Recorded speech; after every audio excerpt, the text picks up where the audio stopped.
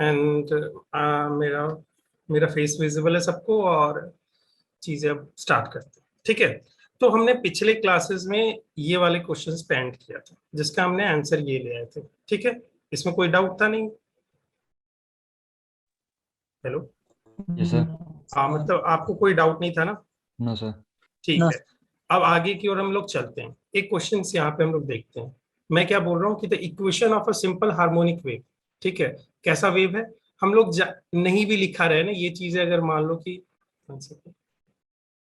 Okay, one second. I think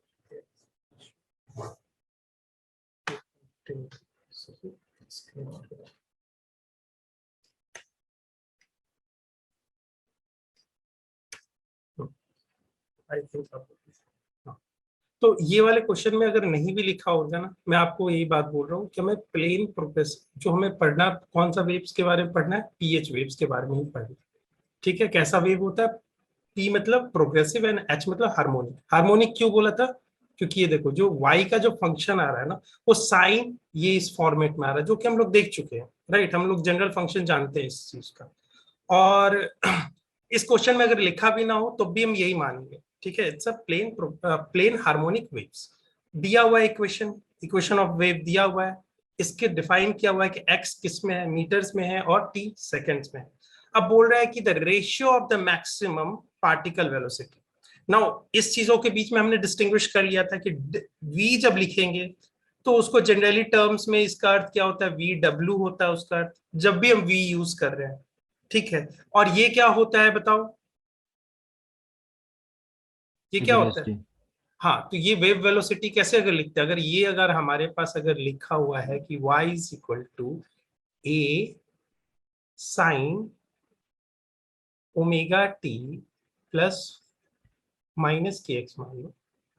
ठीक है, plus phi naught या फाइव मान लो अभी। ठीक है, ये अगर आपके पास दिया हुआ है तो आप कैसे जानते हो वेव वेलोसिटी क्या होती है? ओमेगा ओवर के। ओमेगा ओवर के। इसके साथ क्या आप कंफ्यूज करोगे? ये वाला चीजें क्या होगा? ये क्या होता है बताओ? ये पार्टिकल होता है वेलोसिटी। पार्टिकल की वेलोसिटी। सबको आ रही है ना समझ में? किसी को दिक्कत आ रही है क्या? नहीं ना? तो ये पार्टिकल वेलोसिटी हमने पिछली बार क्या कहा था कि ये होगा क्या? Del Y by del X, del T, sorry, यही होगा। और इसको हम निकाल लेंगे, इसको पार्शियल डेरिवेटिव हम जानते हैं करना है, समझ रहे हो ना? टी इसमें के को क्या मानेंगे? कांस्टेंट की तरह बिहेव करेंगे, और इसको ऐसे समझेंगे कि ये सब कांस्टेंट है, के कांस्टेंट है, एक्स भी कांस्टेंट मान लेंगे क्योंकि पार्शियल डेरिवेटिव दे रखा है।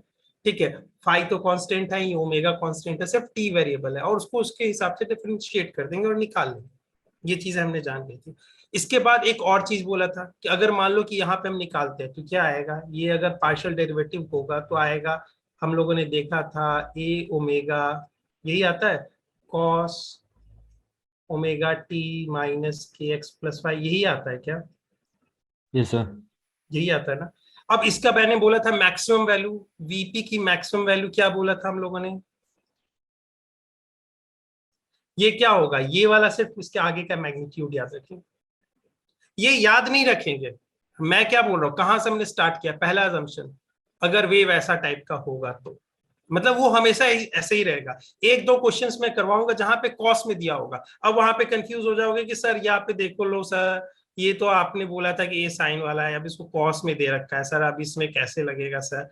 अब ये तो पूरा फॉर्मूला ही खत्म हो गया सर इसमें। नहीं, इसको भी हम बता देंगे। तुम आगे एक दो क्वेश्चन जब करवाऊंगा ना, तब उसको कैसे साइन में कन्वर्ट करते हैं, और ऐसे ही चीजें वहां पे भी रहेंगी, एसी करंट में भी रहेगी। ठीक है, तो थोड़ा सा भी कंफ्यूज नहीं होंगे। एसी करंट में ऐसा किस टाइप का फंक्शन आएगा वो अलग बात करेंगे वहां पे। ठीक है ना? लेकिन वो भी साइनोसुडल फंक्शन ही होता है, समझ रहे हो? तो यहाँ पे हमने वीपी क्या क्या बोला था कि अगर जैसा भी रहेगा आपके पास, ये अगर ये फंक्शन रहता तो आप इसको पार्शियल डेरिवेटिव करते और फिर निकालते। ठीक है, अगर वो निकालते तो वहां पे भी देखो, यहाँ पे भी अगर आप पार्शियल डेरिवेटिव करोगे तो आप, चलो आपके लिए कर देता हूँ, आपके लिए वेव ये दे दिया था। मैं बोल रहा हूँ कि इसको इस ढंग में मैं कन्वर्ट कर लूंगा, फिर भी लेकिन आप बोल रहे हो कि नहीं मैं नहीं मानूंगा। मैं बोलूंगा ठीक है भैया लिख लो। तो इसको क्या करोगे? ए को, ए कांस्टेंट रहेगा, इसका डिफरेंशिएट कॉस का क्या होगा? Minus sine theta. ठीक है, तो माइनस साइन थीटा है अंदर में, तो साइन थीटा मतलब पूरा लिखेंगे, omega T minus K x plus five लिख देंगे। फिर चेन रूल लगाते हुए अंदर वाले को करेंगे, तो यहाँ पे के भी कांस्टेंट, एक्स भी कांस्टेंट, फाइव भी कांस्टेंट, सिर्फ ओमेगा टी है, तो एक प्रकार से ये ए एक्स प्लस बी वाला फॉर्मेट हो गया। अब बी में क्या क्या है, सी प्लस डी है, इतना मैं नहीं जा रहा हूं, ठीक है। तो यहाँ पे किसका डिफरेंशिएशन क्या करेंगे, अगर इसको बोलेंगे कि अगर इसको डिफरेंशिएट करो विद रिस्पेक्ट टू एक्स, तो क्या आएगा, सिर्फ इसका कोफिशिएंट, ये बाकी सब तो कांस्टेंट वाले जीरो और इसका कोफिशिएंट ए, यानी अंदर वाले का टी वाले का सिर्फ ओमेगा, तो आ गया ए ओमेगा। अब बोल रहे हो, देखो अभी यहाँ पे आ गया, इसको यहाँ पे ओमेगा लिखा हुआ, ठीक है ना, साइन के पास में, ठीक है। तो मैं क्लियर लिख ही देता हूँ, तो फिर दिक्कत हो जाती है, ठीक है, यहाँ तक ठीक है, आ गया ना यहाँ पे। अब मैं बोल रहा हूँ इसका मैक्सिमम वैल्यू, आपको क्या बोला था कि ये क्या है मैक्सिमम वैल्यू, अगर मैं बोलूं कि अगर मैं बोलूं कि 4x² का, जैसे मैंने पिछले बार एग्जांपल दिया था, कि मिनिमम वैल्यू क्या होगा, मैक्सिमम या मिनिमम, जैसे मान लो कि अब ये बोल देता हूँ, चलो इसको मैक्सिमम के लिए बोल रहा हूँ ना, तो 4 माइनस x² है, तो इसका मैं बोलूंगा मैक्सिमम वैल्यू क्या होगा। तो आप बोलोगे कि सर ठीक है 4 को अलग रखते हैं, क्योंकि 4 तो कुछ कर नहीं सकता, अब बोलते हैं इसका मैक्सिमम वैल्यू अगर हम निकाल देते हैं तो उसको 4 से मल्टीप्लाई कर देंगे, यही कहोगे ना। और माइनस x² का मैक्सिमम वैल्यू कैसा होता है, ये कैसा है, डाउनवर्ड पैराबोला, तो देख रहे हैं मैक्सिमम वैल्यू क्या होता है, y का मैक्स मतलब y का इतना वैल्यू, ये वाला वैल्यू, ठीक है, जहां पे ये मैक्सिमम होगा, ठीक है। तो यहाँ वाई मत मानो यार, मतलब मैं तुम्हें इस बारे में कंफ्यूज नहीं कर रहा हूँ, क्योंकि वाई अलग ही फंक्शन बना रखे हैं। तो मैं ये बोलना चाह रहा हूँ कि इस एक्सप्रेशन का मैक्सिमम वैल्यू क्या होगा, तो आप बोलोगे कि 4 बाहर ले लेते हैं और -x² का जो मैक्सिमम वैल्यू होगा वही हो जाएगा, वो लिख देते हैं। तो -x² का बोल रहे हो कि मैक्सिमम वैल्यू 0 होगा, यहीं तक जाता है। कोई भी इसके डोमेन में चला जाओ, डोमेन में कहीं पे भी चला जाओ, यहाँ पे जाके चेक करूंगा तो इसका जो वैल्यू आएगा वो सबसे ज्यादा कहाँ पे होगा, जहां पे इसका इनपुट वैल्यू x का वैल्यू जो है, x का वैल्यू 0 है, वहां पे इसका मैक्सिमम वैल्यू आ रहा है, दैट इज इक्वल टू 0, यही कहते हो। और फिर बोलोगे कि इसका वैल्यू डाल देता हूं तो इसका वैल्यू होगा 0, यही होता है ना। तो यहाँ पे मैं बोल रहा हूँ इस एक्सप्रेशन का मैक्सिमम वैल्यू, ये expression del Y by D, यानी इसको क्या बोल रहे हैं, वीपी का। तो वीपी का मैक्सिमम वैल्यू के बारे में बात करूं तो मैं बोलूंगा कि ए ओमेगा तो कांस्टेंट है, इसका मैक्सिमम वैल्यू निकाल लो भैया क्या होगा। तो आप इसका बोल रहे हो कि देखो ये तो वेव हमने अभी तो ड्रॉ किया था, ये क्या हो जाएगा, ये हो जाएगा 1 एम्पलीट्यूड का एक वेव, राइट, ऐसा टाइप का जिसका एम्पलीट्यूड 1 होगा, होगा कि नहीं। इसको यही लिख सकते हैं ना, 1 time sign omega T minus K x plus 5, ये लिख सकते हैं ना। तो यही तो बोल रहे हैं कि ये एक टाइप का ये हो गया फंक्शन हो गया ये वाला, इसका मैक्सिमम वैल्यू क्या हो रहा है यहाँ पे, ये 1 ही तो आ रहा है, ये पूरा पूरा 1 ही तो दे सकता है साइन का वैल्यू, इससे ज्यादा तो दे नहीं सकता। मिनिमम कहां तक जाता है, -1 तक जाता है।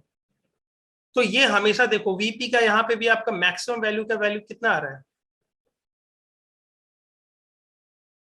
ए ओमेगा ही आ रहा है, माइनस में आ रहा है वो अलग बात है, वो डायरेक्शन के लिए, ठीक है। यहाँ का देखो ये वाला, ये कहने का अर्थ पता है, ये वाला चीज है क्या बोलना चाह रहा है, ये वाली चीज है और ये वाली चीजों में डिफरेंस पता है क्या है, क्या हो रहा होगा डिफरेंस, ये ऐसा डिफरेंस हो रहा होगा कि जब आपने t इज इक्वल टू 0 और x इक्वल टू 0 रखा होगा, तो यानी वेव पहली बार जब स्टार्ट की होगी चीजें मूव करना, तो ये ऐसे टाइप से मूव किया होगा। ये कुछ फाई कांस्टेंट दे रखा है, तो फेज कांस्टेंट यहाँ पे क्या है, अगर मान लो जो पॉजिटिव है, सपोज रहो पॉजिटिव है, निगेटिव मैंने बताया था उल्टा काम करना है, तो मान लो कि इस टाइप से कहीं जा रहा होगा, ऐसे वेव प्रोड्यूस हो रहा होगा,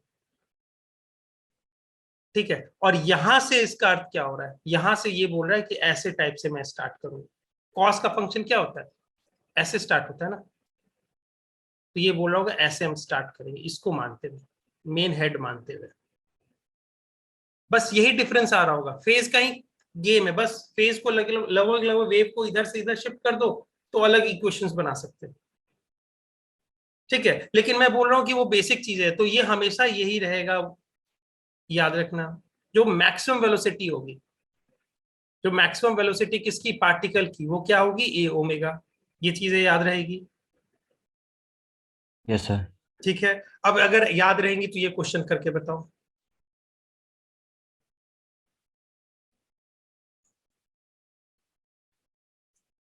करो तक के मैं डिलीट कर रहा हूँ।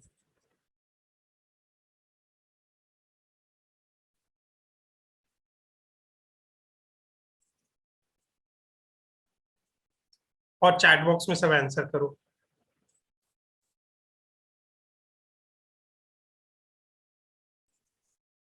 देखो गलत सही कुछ भी हो, मैं उस पे कभी नहीं बोलूंगा, ट्राई करो आप। अगर आज आप ट्राई करते हो ना तो कुछ ना कुछ दिमाग लगाओगे। अरे वेलोसिटी वेव वेलोसिटी के कुछ अलग सोचते होगे तो के बाई ओमेगा लिखोगे, कुछ भी करोगे, लेकिन लगाओगे तो सही। जब लगाओगे तो फिर देखोगे गलत हो गया मैं, तो फिर देखोगे अच्छा मैंने अच्छा वेव वेलोसिटी की फॉर्मूला अलग लगा दिया था, गलत लगा दिया। अच्छा ये वीपी का वाला फॉर्मूला जो था ये वाला अलग आ गया था, शिट में। तो कम से कम ये तो बोलोगे और करेक्ट करोगे अपने आप को।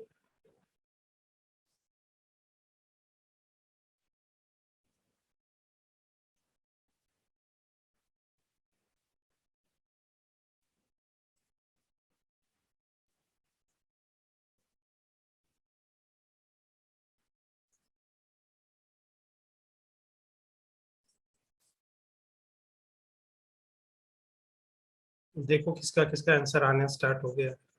बहुत सही।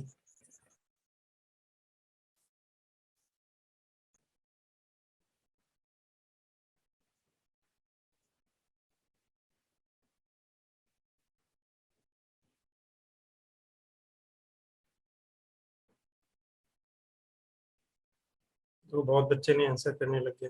देखो आप लोग सब जानते हो, आंसर जानते हो पहले से।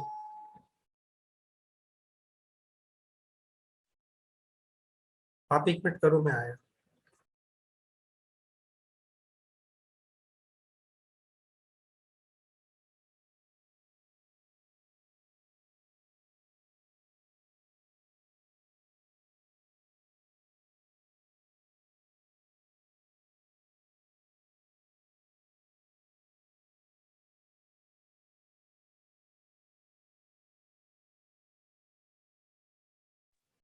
आ गया क्या? सबका आ गया ना?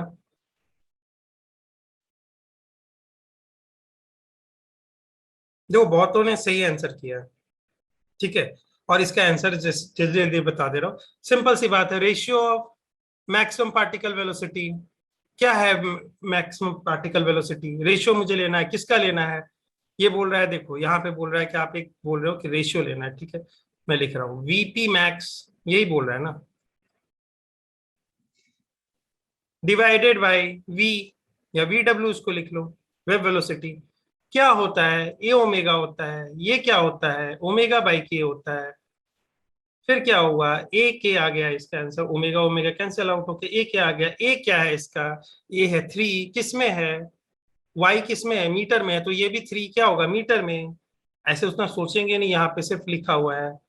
और यहाँ पे, हाँ ये 3 हो गया, यहाँ पे आ गया आपका 3 मीटर आ गया। और यहाँ पे के है, ठीक है। के क्या है आपका? के किस में होता है? अंदर में एक्स किस में दे रखा है? मीटर में दे रखा है, तो के क्या होता है? पर मीटर में होगा। होगा कि नहीं? उसको कैंसिल करना है ना।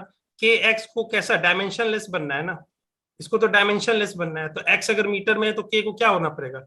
1/मीटर में होना पड़ेगा। तो ये देखो 3 इसमें मीटर में आ गया। और इसका अगर के का यहाँ पे क्या होगा? के का वैल्यू बताओ, -π/2 होगा क्या? के का वैल्यू -π/2 होगा। Yes sir. अरे Yes, भैया, yes, मैंने sir. तुम्हें क्या बोला था कि के जो होता है हमेशा कांस्टेंट होता है, पॉजिटिव नंबर होता है। इसी के लिए तो हमें प्लस माइनस बाहर लगाना पड़ रहा है बार बार, ओमेगा और इसमें। समझ रहे हो हम क्या कह रहे हैं? ओमेगा कभी भी निगेटिव नहीं हो सकता, के कभी भी निगेटिव नहीं हो सकता, लेकिन वेव के साथ ये कोफिशिएंट, इसके टी का कोफिशिएंट निगेटिव पॉजिटिव हो सकता है। तो इसी कारण तो हमें प्लस माइनस लगा के इतना झंझट करना पड़ता है। नहीं तो हमें सीधे ऐसे ना लिख देते ओमेगा। तो यहाँ के क्या होगा? के मैंने क्या बोला था? कोफिशिएंट ऑफ एक्स का मॉड। तो यहाँ पे कोफिशिएंट ऑफ एक्स क्या है? इसको पूरा खोल लेंगे तो क्या लिखेंगे? 50π/2 टी। पूरा खोलेंगे, ये क्या होगा? इसके बराबर होगा। इसका पहले मॉड ले लेंगे और वो क्या हो जाएगा? ओमेगा के बराबर हो जाएगा। फिर आएगा दूसरा -kx। तो ठीक है, -kx यहाँ पे हो गया π/2 एक्स। क्या बोला था, ये कोफिशिएंट ऑफ एक्स क्या होता है, के होता है। इसका पहले लेने से पहले क्या करेंगे, मॉड ले लेंगे, तो π/2 आ गया, तो π/2 हो गया इसका। ठीक है, यूनिट पर मीटर होगा, यहाँ पे देख लो इसका मीटर में है तो पर मीटर में होगा, तो कैंसिल आउट कर देगा, तो आंसर आ जाएगा 3π/2। सिंपल सी बात है। सब कुछ भी इसमें इशू रहा क्या, डायमेंशन से लेकर किसी का भी चीज माइंड में थोड़ा सा बना क्या, सारा कुछ ऐसे ही किया जैसे हमने पहले कॉन्सेप्ट में पढ़ा था। ठीक यस है, सर। उसी को अब रिवाइज करते जाएंगे, न्यूमेरिकल सभी करवाऊंगा ना, उसी को रिवाइज करते जाएंगे। ठीक है, चलो अब एक और आगे चीजें चलते हैं। अभी तक आपको मैंने जो पढ़ाया था ना वो बहुत जेनरिक सेंस में था। मैंने आपको क्या बोला था कि ये प्रोग्रेसिव एंड हार्मोनिक वेव है। क्या मैंने आपको बोला था कि ये प्रोग्रेसिव हार्मोनिक वेव कहाँ पे है, क्या स्ट्रिंग में हो रहा है तब मैं बात करूंगा, क्या मैं अगर मान लो कि कोई इलेक्ट्रिक फील्ड बोलता है जो कि इलेक्ट्रोमैग्नेटिक फील्ड, और जहां पे हम लोग मतलब इलेक्ट्रिक फील्ड और मैग्नेटिक फील्ड वाइब्रेशंस करते हैं, मतलब एक प्रकार से नॉन मैकेनिकल वेव हो, उसको भी मैंने क्या बोला था, क्या इस पे भी वो फॉर्मूला लगेगा कि नहीं, ये सारे जो भी हम पढ़ रहे हैं ω/k वाला फॉर्मूला सब कुछ उस पे भी लगेगा, चाहे वो मैकेनिकल हो या नॉन मैकेनिकल हो, लॉन्गिट्यूडनल हो या ट्रांसवर्स हो। ठीक है, वहां तक अभी तक कोई भी हमने डिस्क्रिमिनेशन नहीं किया है। हमने बस यही बोला था कि हार्मोनिक होना चाहिए भैया। हार्मोनिक मतलब क्यों, क्योंकि हमने जो पहला अजम्पशन मान रखा है ना, वो यही मान रहे हैं कि ये जो होगा वो इस फॉर्मेट में लिख लिया जाएगा। अब इसको ऐसे लिखे थे हम लोगों ने, पूरा याद है, फिर प्लस माइनस, फिर माइनस प्लस, ऐसे करके पूरा ऐसा इसी फॉर्मेट में होगा, जो भी होगा इसी फॉर्मेट में होगा। हमने यही बोला था इसी के लिए। तो यहां तक सिर्फ हमने बोला था कि हार्मोनिक हो और प्रोग्रेसिव वेव हो, बस हमें इतना ही कंडीशन होना चाहिए था। वो ट्रांसवर्स हो, लॉन्गिट्यूडनल हो, मैकेनिकल हो, नॉन मैकेनिकल हो, नहीं हो। अब हम शिफ्ट करेंगे एक स्पेसिफिक टॉपिक पे, स्ट्रिंग पे। स्ट्रिंग पे जो वेव क्रिएट होगा उसको हम कहेंगे ट्रांसवर्स वेव क्रिएट होगा। ठीक है, स्ट्रिंग पे अगर हमने ऐसे दे दिया तो ट्रांसवर्स वेव क्रिएट होगा। एक बात मैं याद रख दिलवा दूं कि ये जो फॉर्मूला अभी तक हमने पढ़ा है कि ये जो वीपी का जो होगा, ये सब पे लागू होगा, ये सब पे लागू होगा। ठीक है, ये सब पे लागू होगा चाहे वो हो या ना हो। लेकिन अब कुछ कुछ और चीजें हमें मालूम चलेंगी हमने जब चीजों को स्पेसिफाई कर दिया तो। ठीक है, ये चीज माइंड में रहेगी। Yes sir. ठीक है, तो अब हम चलते हैं अब वेव्स किसके ऊपर, पल्स, हम किस पे बात करेंगे अब, स्ट्रिंग वाले में। ठीक है, अब हमने बोला था कि देखो हमने बोला था जेनरिक प्रॉपर, मतलब जेनरिक जो हम सोचते हैं वेव इक्वेशंस के बारे में, वहां से मैंने बोला था कि वो स्पीड जो आती है वो आती है ω/k आती है। मुझे आपको अपने बताया था वो कहां से, जेनरिक इक्वेशंस के लिए बताया था। लेकिन जब पल्स में क्रिएट होता है तो मैंने आपको एक चीज और बताई थी, याद करो, कि यहाँ पे दो चीजों में नेगोशिएशन होता है। कहता है कि फ्रीक्वेंसी, यहाँ याद करो, ये एक फॉर्मूला बताया था, frequency time lambda is equal to क्या होता है, स्पीड ऑफ वेव। यही होता है ना, होता है ना, ये तो बचपन से पढ़ते आ रहे हैं, ये चीज सबको मालूम है ना। Yes sir. ये वाला चाहे इलेक्ट्रोमैग्नेटिक वेव सब में यूज करते हो, लैम्डा डाल देते हो, वैल्यू फ्रीक्वेंसी निकालनी, अगर वे स्पीड ऑफ लाइट आपको दी रहती है, मालूम ही रहती है सब कुछ, तो आप फ्रीक्वेंसी या किसी लैम्डा के बारे में बात कर लेते हो। ठीक है, लेकिन यहाँ पे मैंने बोला था कि ये इक्वेशन एक अच्छी चीज बताती है, यहाँ पे एक नेगोशिएशन चलता है। ये सोर्स बोलता है कि मेरा पूरा असर रहेगा फ्रीक्वेंसी पे, तो मीडियम कहता है कि मेरा पूरा अधिकार रहेगा वेवलेंथ पे। और मतलब वेवलेंथ पे आ गया तो मतलब एक प्रकार से ये भी हो जाएगा, VW भी आ गया अगर मैं फ्रीक्वेंसी सेम रखूंगा तो। अगर मैं बोल रहा हूं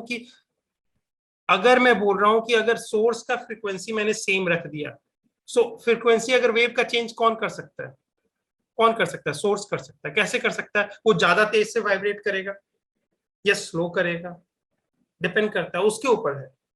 लेकिन लैम्डा जो होगा, या लैम्डा से अच्छा आप ये कह लो कि लैम्डा और इन दोनों के बारे में बात करते हैं, ये दोनों किसका डिसाइड किया जाएगा, ये मीडियम डिसाइड करता है।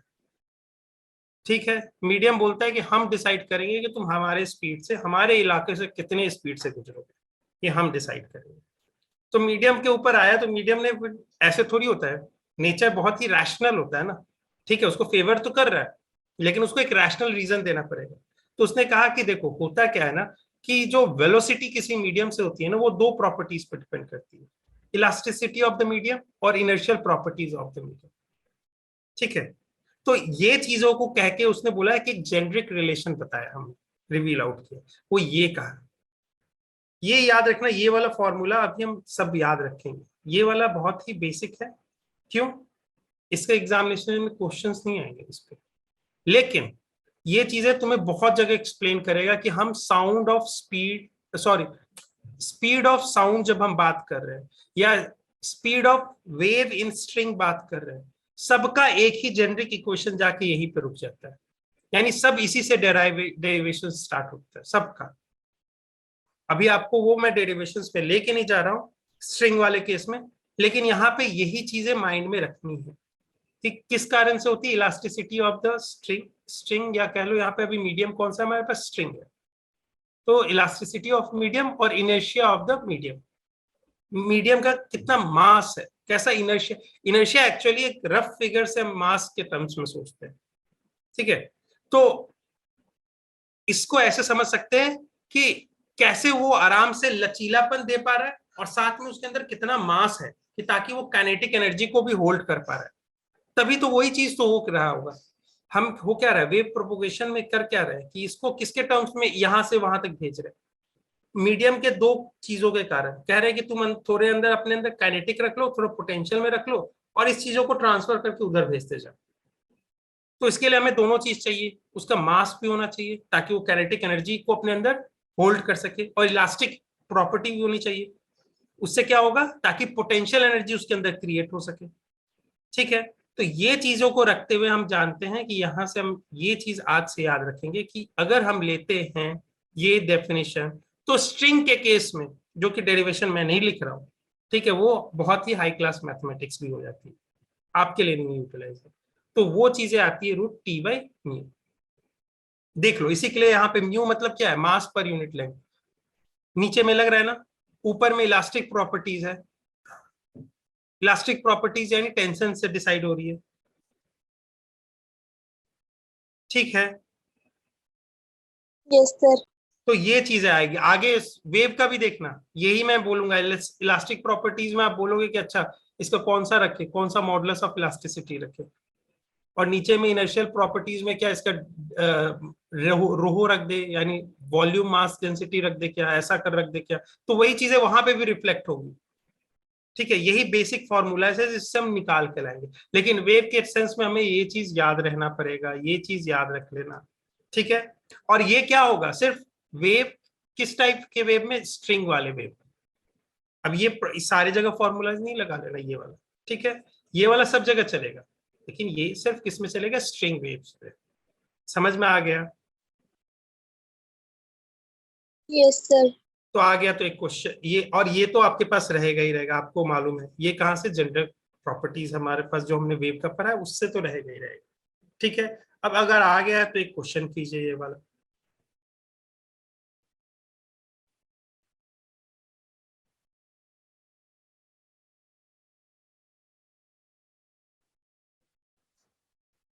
ये भी बहुत सिंपल क्वेश्चन है, आप लोग आराम से कर सकते हो, बस थोड़ा सा पेशेंस के साथ इसको डील कीजिए। मैंने आपको क्या बोल दिया कि स्ट्रिंग वाला है, string has length and mass, if the tension is the string is this one this one, तो ये क्या पूछने की कोशिश कर रहा है, वेव ऑन द स्ट्रिंग। अच्छा बच्चा, वेव ऑफ द स्ट्रिंग, उसके स्पीड के बारे में पूछने की कोशिश कर रहे हो। हमें तो किसी ने बताया था कि स्ट्रिंग का वेव का जो वेलोसिटी होगा वो तो ये तो होगा ही होगा, सॉरी ये वेव है, यहाँ पे ना इतने अल्फाबेट्स के हमारे पास दिक्कत पड़ जाते हैं ना। ठीक है, पूरा लिख ही देते, नहीं तो कंफ्यूज ना हो जाना, इसको कोई ओमेगा ना समझ के बैठ जाना।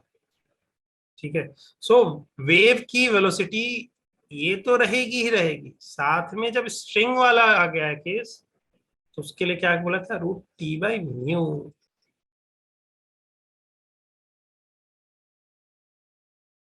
ठीक है, यस सर। और म्यू कैसे निकालते हैं सबको मालूम है ना, मास ओवर लेंथ। मास ऊपर। म्यू है क्या, आपको याद करो, मैंने चार्ज पढ़ा रहा था ना, चार्ज पढ़ाते समय आपको क्या बोला था, अगर डिस्ट्रीब्यूशन अगर किसी वायर पे है पूरी तरह से, तो उसको हम कैसा चार्ज डेंसिटी बोलते थे? लीनियर चार्ज डेंसिटी बोलते थे कि नहीं?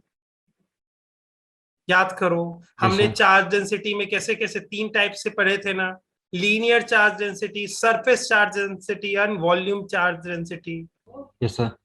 तो यहाँ पे अब पूछ रहा है ये क्या है? ये एक प्रकार से उसका डेंसिटी है, लेकिन कैसी डेंसिटी? Linear density. क्यों? क्योंकि ये सिस्टम कैसा है? लीनियर है। तो यहाँ पे डेंसिटी है, ये वही वाली डेंसिटी है जिसको आप डीएम बाई डीवी से सोचते हो, लेकिन वो होती क्या है? वॉल्यूम डेंसिटी टाइप की। यहाँ पे क्या हो गया? v के जगह आपका डायमेंशन ही क्या है? x है, उसका लेंथ है यार, तो डीएम बाई डीएल हो जाता है। और ये कैसी डेंसिटी है? ये मास डेंसिटी है, बट किस टाइप की? लीनियर मास डेंसिटी है। तो ये क्या होता है? DM by DL. अगर मैं बोलूं, अगर ये मान लो कि मास पर यूनिट लेंथ कांस्टेंट बना हुआ है, तो क्या मैं इसको पूरा लिख सकता हूं ना? Mass of the whole ring divided by the length of the whole ring, लिख सकता हूं ना? क्यों भैया? मैं ऐसे भी बोल दे रहा हूं, कोई बच्चा ऐसे पूछ ले। मान लो कि इसका एक सेक्शन है, एक सेक्शन का इसका मास है 1 kg। हमारे पास ऐसे पूरे 5 सेक्शन है, 5 सेक्शंस बने हुए हैं। 1 section, 2 section, 3 section, 4 section and 5 section. ठीक है, बने हुए हैं। ठीक है, अब मैं बोलूं कि टोटल का मास बताओ कितना होगा, तो आप बोलोगे 5 kg। इसका लेंथ मान लो, एक का लेंथ है 1 मीटर, तो टोटल का लेंथ बताओ कितना होगा, तो आप बोलोगे 5 मीटर। तो इसका रेशियो क्या आएगा बताओ? 1। मैं बोलूं कि इस सेक्शन का निकाल के देख लो, सिर्फ इसी का निकाल के बताओ इसकी डेंसिटी लीनियर मास डेंसिटी क्या है, तो इसका बोलोगे इस सेक्शन का मास कितना? 1 kg। लेंथ क्या? 1। इसका भी तो रेशियो वही आ रहा है। यानी अगर हमारे पास यूनिफॉर्म रॉड या स्ट्रिंग है, मतलब यूनिफॉर्म मास का, मास डिस्ट्रीब्यूशन उसमें यूनिफॉर्मली हो रखा है, तो उसमें डीएम बाई डीएल या टोटल मास बाई एल का रेशियो दोनों सेम रहता है। अब इसके बाद बताओ, और कुछ बताने की जरूरत है? ये आपके पास म्यू आ गया, आपके पास टी आपको दिया हुआ है। टी कैसे निकालोगे? दिया हुआ है। ठीक है, अब इसके बाद बताओ निकाल सकते हो कि नहीं? अब बताओ। अच्छा, साहिल ने आंसर किया है।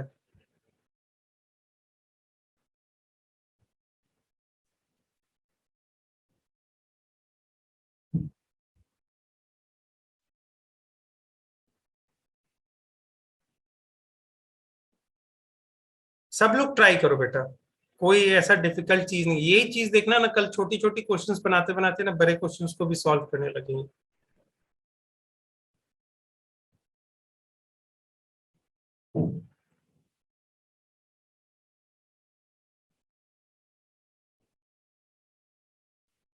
बताओ आंसर अभी सिर्फ 2 बच्चों ने सब किया है, बाकी क्या इसमें दिक्कत आ रही है क्या?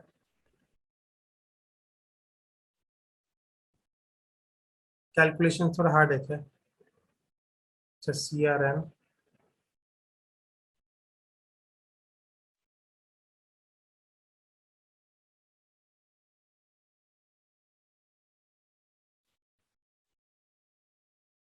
ठीक है, चलो अभी टाइम का थोड़ा कंस्ट्रेंट है, इस कारण से हम लोग आगे कर देख लेते हैं। ठीक है, मैं मतलब थोड़ा ज्यादा सबको टाइम नहीं दे सकता हूँ, क्योंकि मैंने सब कुछ एक्सप्लेन कर दिया आपको कैसे निकालना है। तो इस बेसिस पे अब देख लेते हैं इसको कैसे सॉल्व करना है। तो आपको मैंने बोला कि टी वाई म्यू हमने निकालना है। टी आपने बोल रखा है कि भैया ये दे रखे हैं रूट, ये दे रखा है √77 डिवाइडेड बाई म्यू। म्यू दे रखा है आपके पास, कैसे निकालोगे? मास बाई लेंथ आप बोल रहे हो कि 0.035। इसको मैं ऐसे लिख लेता हूँ, 35 इंटू 10⁻³ ठीक है, टाइम्स डिवाइडेड बाई कितना? 5.5 यानी 55 इंटू 10⁻1 लिख सकते हैं ना? तो मास बाई लेंथ ये हो गया आपका, कैंसिल आउट हो क्या आएगा? 7/11। 7/11 आ गया आपके पास, और ये हो गया 10⁻²। अब इसको सब्स्टिट्यूट कर देते हैं किसके ऊपर? पहले इसके ऊपर रख देंगे 77। अच्छी बात है, ये गया 11 11, तो ऊपर बन गया 11 का स्क्वायर और फिर नीचे ऊपर चला गया 10⁻⁻2 वाला था, ऊपर गया तो 2 आ गया। इसका क्या लेना है, अंडर रूट, क्योंकि ये था t/μ का रेशियो, फिर इसका अंडर रूट लेंगे तो ये हमें पास आ जाएगा VW, और ये क्या आ रहा है आपके पास 110। कैलकुलेशन भी तो हार्ड नहीं है बेटा, हो जाना चाहिए था सबको। बताओ, मैंने भी आप ही के साथ किया ना, कोई हार्ड था क्या? No sir.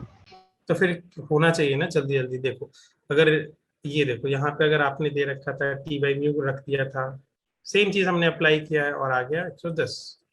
चलो बहुत सही, ठीक है। देखो नीट के ही क्वेश्चंस रहते हैं, बस थोड़ा सा आप कैलकुलेशंस और ये सब चीजें कैसे करोगे, थोड़ा क्वेश्चंस लगाना स्टार्ट कर देना, ठीक है। तो अभी हमने यहाँ तक की कंक्लूड करते हैं कि अभी तक हमने क्या जाना, कि हम अब एक चीज में दौर में घुस गए हैं, वो है स्ट्रिंग के केस में। अब स्ट्रिंग के केसेस में थोड़ा हम रीड करेंगे स्ट्रिंग का केसेस में, लेकिन क्या वहां पे भी जनरल इक्वेशन चलेगा ना वेव का, जो हम मान के चल रहे हैं कि वेव अगर फॉर्मेशन हो रहा है तो वेव का जो इक्वेशन होगा वो इसी टाइप का होगा। यानी स्ट्रिंग वेव एक प्रकार का प्रोग्रेसिव एंड हार्मोनिक वेव ही है, ठीक है। तो लेकिन इसको क्यों हम थोड़ा अलग पढ़ रहे हैं, क्योंकि हमारे इसके लिए एक प्रकार से हमें मीडियम पहले ही से मालूम है कि मीडियम कैसा है। एक स्ट्रिंग है, उसका मास पर यूनिट लेंथ डिस्ट्रीब्यूटेड है, और वो एक जगह फिक्स किया हुआ और एक जगह दूसरे जगह फिक्स किया रहता है, या कोई खींचते रहता है, ठीक है। जनरली हम लोग केसेस में कैसे बनाते हैं, अगर मान लो कि अगर आपको बनाना है स्ट्रिंग वाले ऐसे सिचुएशन में, तो ऐसे कर देते हैं। देखना सोनोमीटर करके आपके पास रहेगा, ऐसे चीजें बनानी है तो ये तो स्टैंडिंग वेव में बनाते हैं ऐसे जनरली। लेकिन ये क्या करते हैं, इसमें टेंशन क्रिएट करना है मुझे, यहाँ पे इसमें वेव क्रिएट करना है, तो इसके लिए टेंशन क्या होगा, इसको वेट रख देंगे। तो ये जो टेंशन इसका मास होगा, इसका देखो वेट जो उसका नीचे डाउनवर्ड होगा, वो उसी के बराबर यहाँ टेंशन भी रखेगा। क्यों, क्योंकि ये देखो ये वाला सिस्टम क्या है, ये वाला सिस्टम तो इक्विलिब्रियम में है, तो इक्विलिब्रियम में है तो फिर क्या होगा, ऊपर से जो टेंशन लगा रहा होगा उसके वेट को बैलेंस कर रहा होगा, तभी ऐसे ही लटक रहा होगा, बस हैंग किया हुआ होगा। और फिर यहाँ पे अगर टेंशन जनरेट हो गई तो हमें मालूम है कि टेंशन सभी जगह सेम होती है, लो क्रिएट हो गई टेंशन, हो गई ना। Yes, sir. तो ऐसे हम लोग, हाँ हाँ बोलो, कोई डाउट बेटा? No sir. ठीक है, तो ऐसे हमने ये बनाते हैं ऐसे। अब यहाँ पे क्या कर, छोटा सा पल्स बना देंगे। अब वो क्या करता है, ये प्रोपोगेट होते रहता है यूं से यूं गया यूं आया ऐसे। यहाँ पे स्टैंडिंग वेव बनने की चांसेस है, क्यों, क्योंकि यहाँ पे थोड़ा सा लेंथ है, देखो थोड़े से लेंथ में ही जाके ये खत्म हो जाएगा, फिर रिफ्लेक्शन हो जाएगा, फिर ओवरलैपिंग होने लगेगी। लेकिन हम अभी माइंड में जो मानते हैं वो ऐसा मानते हैं कि एक तरफ का बहुत लंबा हुआ है, बहुत लंबा है, इसमें यहाँ पे एक सोर्स है, यहाँ पे है, ऑब्जॉर्प्शन हो जा रहा है, पूरी तरह से ऑब्जॉर्प्शन हो रहा है, कोई रिफ्लेक्शन नहीं हो रहा है। ये वेव बनाया जा रहा है, इधर जाया जा रहा है, वेव बनाया जा रहा है, ये जाया जा रहा है, ऐसे टाइप का हम समझते हैं अभी, ठीक है। अभी तक का हम जो सिचुएशन बना रहे हैं, ठीक है। तो यहां से अगर आ गया तो ये वाला एक क्वेश्चन करके दिखाओ फिर।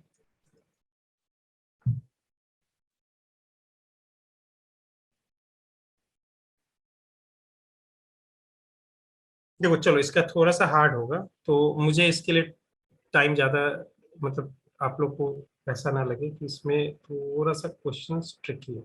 ट्रिकी है मतलब ट्रिकी नहीं है, हो जाएगा, वही कॉन्सेप्ट है। मैं इससे ज्यादा यूज नहीं करने वाला हूँ, यही वाला यूज करने वाला हूँ। बस ये टी कैसे निकालू, और म्यू तो मुझे मालूम है, निकाल लेता हूँ। टी कैसे निकालू, बस इसी का एक दिक्कत लगा रहता है। तो ये क्या कह रहा है कि कोई बेस, देखो यूनिफॉर्म रॉड है, लेंथ एल दिया हुआ है, मास m1 दे रखा है, ठीक है। एक यूनिफॉर्म रोप है, सॉरी, ये एक रोप हमने रख दिया, ठीक है। अब ये क्या कह रहा है कि लेंथ इसका एल है, ठीक है, इसका लेंथ यहाँ से यहाँ तक का एल आ रहा है आपके पास। ये रोप है, थोड़ा मोटा रोप है, समझ लो ऐसे टाइप का रोप। अब इसका लेंथ एल है और इसका मास m1 दे रखा है, ठीक है। अब ये बोल रहा है कि वर्टिकली ये हैंग कर रहा है सपोर्ट से, ठीक है।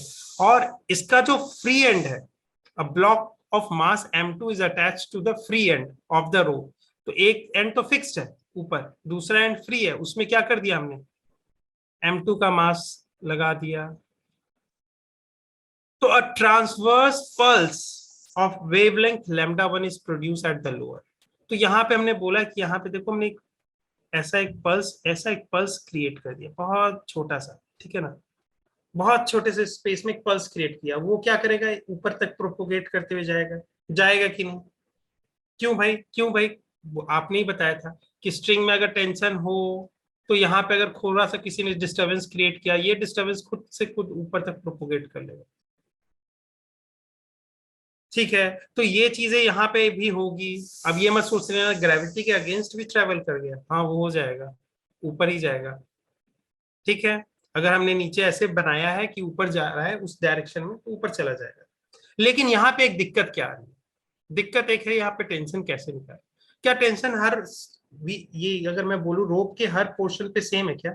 इस पॉइंट पे अगर मैं पूछता हूँ, अगर मैं ऊपर से मान लेता हूँ, यहाँ से मैं मेजर कर रहा हूँ, तो यहाँ पे से मैं यहाँ गया और इसको बोलता हूँ x1, और यहाँ से यहाँ गया जिसके एंड पॉइंट तक जाता हूँ इसको मान लो कहता हूँ x2। x2 किसके बराबर होगा? l के बराबर होगा। या कहीं और क्या, ये मान लो x3 के बराबर गया। तो क्या सब में टेंशन सेम होगा क्या स्ट्रिंग में? अभी तक हमारे स्ट्रिंग में टेंशन सेम होता था, ठीक है, क्योंकि वो हॉरिजॉन्टल स्ट्रिंग्स होती थी। लेकिन वर्टिकल में अपने वेट के कारण टेंशन चेंज होने लगेगा। क्यों चेंज होगा भैया?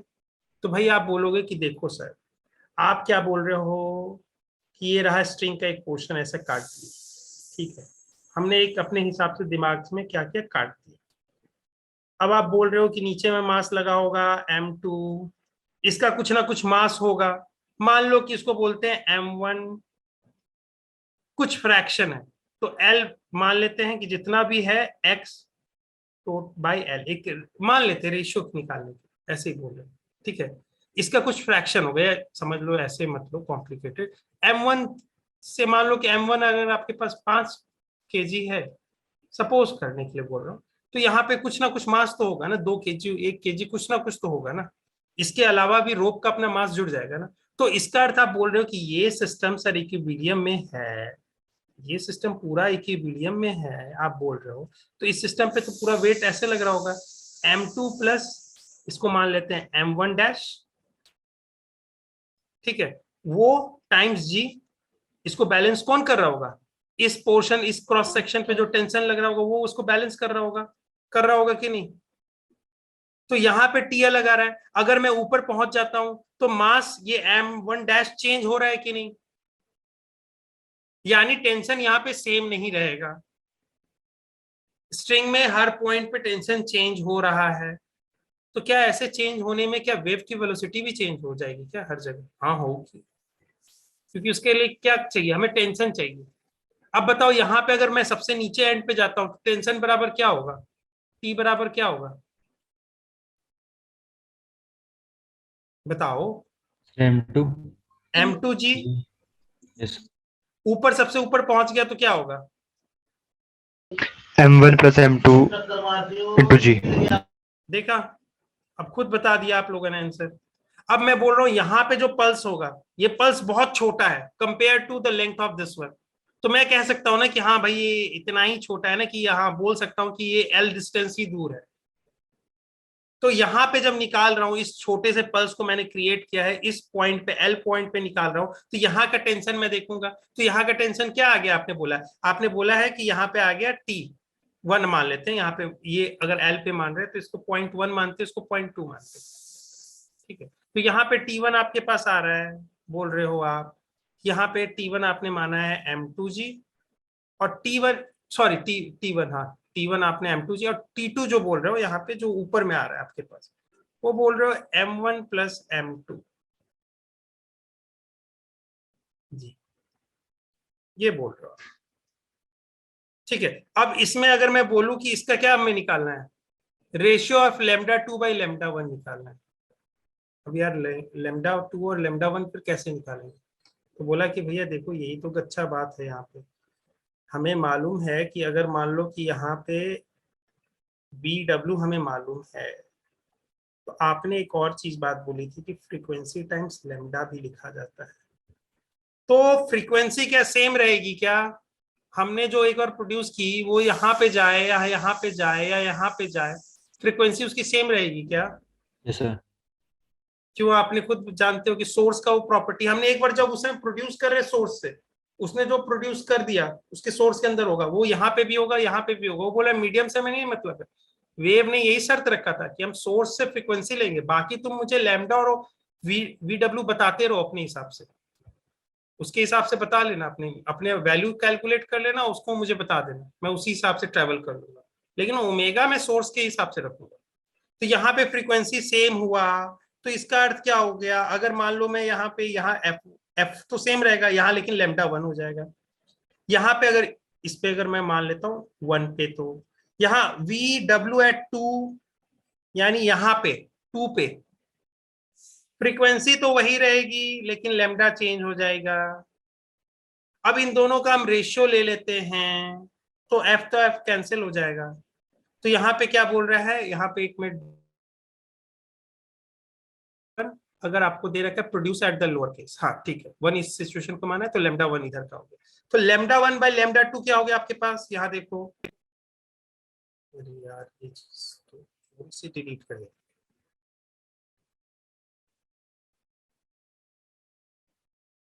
ठीक है, तो आपने क्या बोला, एफ तो कैंसिल हो गया, तो लैम्डा 1 बाय लैम्डा आपको निकालना है, लैम्डा 2 बाय लैम्डा 1 ना। तो ठीक है, लैम्डा 2 बाय लैम्डा 1 निकाल लेते हैं, तो वो आ जाएगा। देखो आपने आंसर भी निकाल लिया, देख लो, बहुत बच्चों ने आंसर भी निकाल लिया।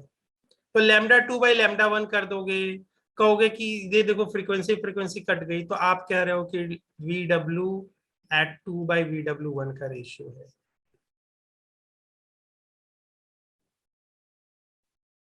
वी डब्ल्यू 2 बोलोगे, आप क्या बोलोगे? आप बोलोगे टी बाई टी 2.2 पे है, तो T2 by T by mu, mu तो उसका भी सेम होगा, स्ट्रिंग तो वही है बाई, लेकिन यहाँ पे क्या पॉइंट चेंज हो गया है, यहाँ पे टी अलग है, तो T1 बाई म्यू, म्यू से म्यू कैंसिल हो जाएगा। आपके पास बचेगा क्या? क्या आपके पास बचेगा T2 बाई T1 का रेशियो? आप रखो इसमें T2 बाई T1 का रेशियो।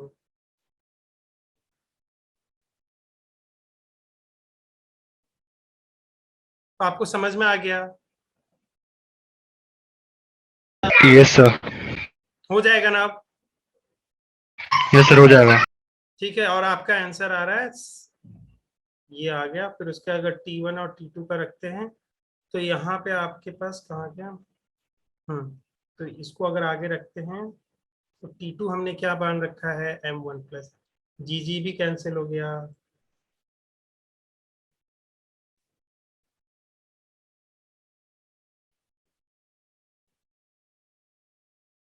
डी आंसर आ रहा है। ठीक है, आ गया ना ये चीज है? yes sir, Okay. ठीक है, अब इससे कोई कंफ्यूजन नहीं रहेगा। अब हम थोड़ा सा बात करते, यहाँ से थोड़ा सा पढ़ाई पे चलते फिर से वापस, ये डेरिवेशंस और इसमें थोड़ा चलते, यहाँ से आगे जो क्वेश्चंस आएंगे। अब हमें निकालना है कि जो हमें स्ट्रिंग में जो वेव्स क्रिएट हो रहे हैं ना, उसकी अगर मैंने बोला था कि होता क्या है कि आपने इसको स्ट्रिंग की तरह समझो, लेकिन स्ट्रिंग में देखो छोटे छोटे बीट्स बना दिए ना, वो बीट्स क्या है एक्चुअली, डीएम मास है। आपने यही बोला ना कि ये डीएम हो क्या रहा है सर, आपने बोला था कि ये स्ट्रिंग है ना, वेव मोशन में ये छोटे छोटे जो डीएल एलिमेंट के जो स्ट्रिंग है ना, जिसके मास डीएम है, ये क्या कर रहे हैं ना, ये ऑसिलेशन ऊपर नीचे जा रहे हैं, बस यही हो रहा है। देखा था मैंने, आपको बोला था ऐसे बोलते हुए। तो वो चीजों को अब हम कंसिडर कर रहे हैं और डेरिवेशंस में बना रहे हैं। तो जब मैंने बोला था कि छोटे छोटे, ये देखो छोटे छोटे बीट्स जो बन रहे हैं, वो है क्या, डीएम मास एक्चुअली। ठीक है, वो डीएम मास देखो ऊपर नीचे जा रहा है, कैसे? देखो दिखाता हूं मैं, एक ले आया स्लाइड, ठीक है, दूसरा स्लाइड ले आया। देखो ये जो पोर्शन है, इसके साथ हो क्या रहा है, देख रहे हो? ये चीजें दिख रही है ना सबको? Yes. यानी ये पोर्शन कर क्या रहा है, जो अगर वेव का एक छोटा सा जो पोर्शन है, जिसको हमने जो स्ट्रिंग कह लो या आप वो कह लो, जो भी इसको रोप कहना है, रॉड कहना है, पतला रॉड कहना है, जो भी कहना है, इसमें हो क्या रहा है कि जो छोटा सा एलिमेंट है ना, वो ऊपर नीचे जा रहा है। जब ये ऊपर नीचे जा रहा है, तो यानी इसका डीएम, अगर मास, इसका मास डीएम है, तो इसके साथ काइनेटिक एनर्जी भी एसोसिएटेड होगा, होगा कि नहीं? लेकिन वो कैसा होगा, डी होगा, डिफरेंशियल होगा। डिफरेंशियल काइनेटिक एनर्जी एसोसिएटेड होगा, ठीक है, होगा ना? क्या हम उसको कैलकुलेट कर सकते हैं क्या? ठीक है, सोचते हैं, देखते हैं, फिर आगे की ओर देखते हैं कि कैसे अगर कैलकुलेट होता है तो होता है कि नहीं। तो यहाँ पे बोल रहे हैं कि यहाँ पे जो हमने जो ये लिया था ना, ये देखो, ये छोटा सा स्ट्रिंग जब ऐसे पूरा टाइट था, जब वेव नहीं क्रिएटेड था, उसका एक छोटा सा पोर्शन लिया था स्ट्रिंग का डीएक्स। ये बोल रहा हूँ कि ये डीएक्स वाला ना उठ के ऊपर जा रहा है, नीचे जा रहा है, और इसकी कुछ वेलोसिटी हो रही है, ठीक है। अगर इसकी वेलोसिटी हो रही है, वीपी इसकी है जो कि हमने निकाला है, ना भाई, वीपी तो निकाला है ना। वीपी तो हम जानते हैं कैसे निकालते हैं। वीपी का क्या तरीका है? Del Y by del T, यानी पार्टिकल की स्पीड। तो पार्टिकल की, यही तो मैं बोल रहा हूँ, पार्टिकल की स्पीड हमें मालूम है, इसका मास डीएम मास है, कैसे निकाल लेंगे? न्यू है हमारे पास दिया हुआ। यहाँ पे क्या होगा? डीएल इसका क्या होगा? डीएक्स के बराबर है, डिफरेंशियल लेंथ हुई तो डीएक्स यहाँ बोल रहे हैं, या डीएल भी बोल सकते हो। तो यहाँ पे हमें, यानी हमारे पास एक रास्ता खुल रहा है, डीके के बारे में हम सोच सकते हैं। काइनेटिक एनर्जी क्या होती है? हाफ एम बी स्क्वायर होती है ना, Yes, अगर sir. उसकी वेलोसिटी, अगर स्पीड वी है तो। अगर उसके मास, अगर डीएम मास है तो उसका क्या होगा? हाफ डीएम स्क्वायर होगा कि नहीं? यही होगा कि नहीं? Yes sir. इसमें किसी को डाउट नहीं? डाउट है तो देखो, फिर ये चीज हम मान लेते हैं कि हमारे पास जो भी यहाँ पे जितने भी स्ट्रिंग में वेव्स होंगे, हम उसको इस ढंग से लिखते हैं, ठीक है, कोई दिक्कत नहीं है, होता ही है। वीपी की ये बात है, मैं जानता हूँ कि वीपी इसको ऐसे निकाल सकते हैं, ठीक है। हम जानते हैं कि म्यू जो होता है, लीनियर मास डेंसिटी जो होता है, वो हमें दिया हुआ रहता है, जो स्ट्रिंग का हम ऐसे निकाल सकते हैं। तो हम भैया ये एक बात और जानते हैं कि उसके साथ हम उस छोटे से एलिमेंट के साथ उसकी काइनेटिक एनर्जी की वैल्यू भी निकाल सकते हैं, वो ये होगी। अगर मैं ये चीजें, क्या चीज मान रहा हूं, 1 2 3 4, ये चीज अगर होंगी, ऐसी होती है, हमें मालूम है, अगर होती है तो हम एक कंक्लूजन निकाल सकते हैं। क्या कंक्लूजन निकाल सकते हैं? वो ये देखो कि kinetic energy of the DA mass is DK, और ये किसके बराबर हो जाएगी? ये इसके बराबर हो जाएगी। कैसे हो जाएगी सर? तो मैंने बोला कि आप देखो, वीपी की जगह ये रखो, ये वीपी की जगह, और डीएम की जगह आप क्या रखोगे? म्यू टाइम्स डीएक्स रखो सब लोग, देखो ये आ रही है कि नहीं? इस फॉर्मूले में डी के is equal to half DM VP square है। इसमें क्या डीएम की जगह क्या रखोगे? म्यू डीएक्स रखा उसने, म्यू डीएक्स। उसके बाद वीपी की जगह क्या रखा? ओमेगा स्क्वायर, इसको होल स्क्वायर रखेंगे, ये है, तो होल स्क्वायर करेंगे तो ये देखो, तो ये ओमेगा स्क्वायर ए स्क्वायर बाहर आ गया, और कॉस स्क्वायर यही रह गया।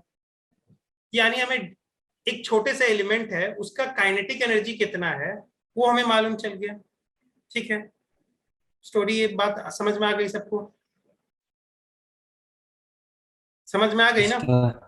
कोई दिक्कत नहीं? अब मैं आपको आगे लेके चलता हूँ पोटेंशियल एनर्जी, ठीक है। पोटेंशियल एनर्जी आपको मालूम है ना कि होता क्या है?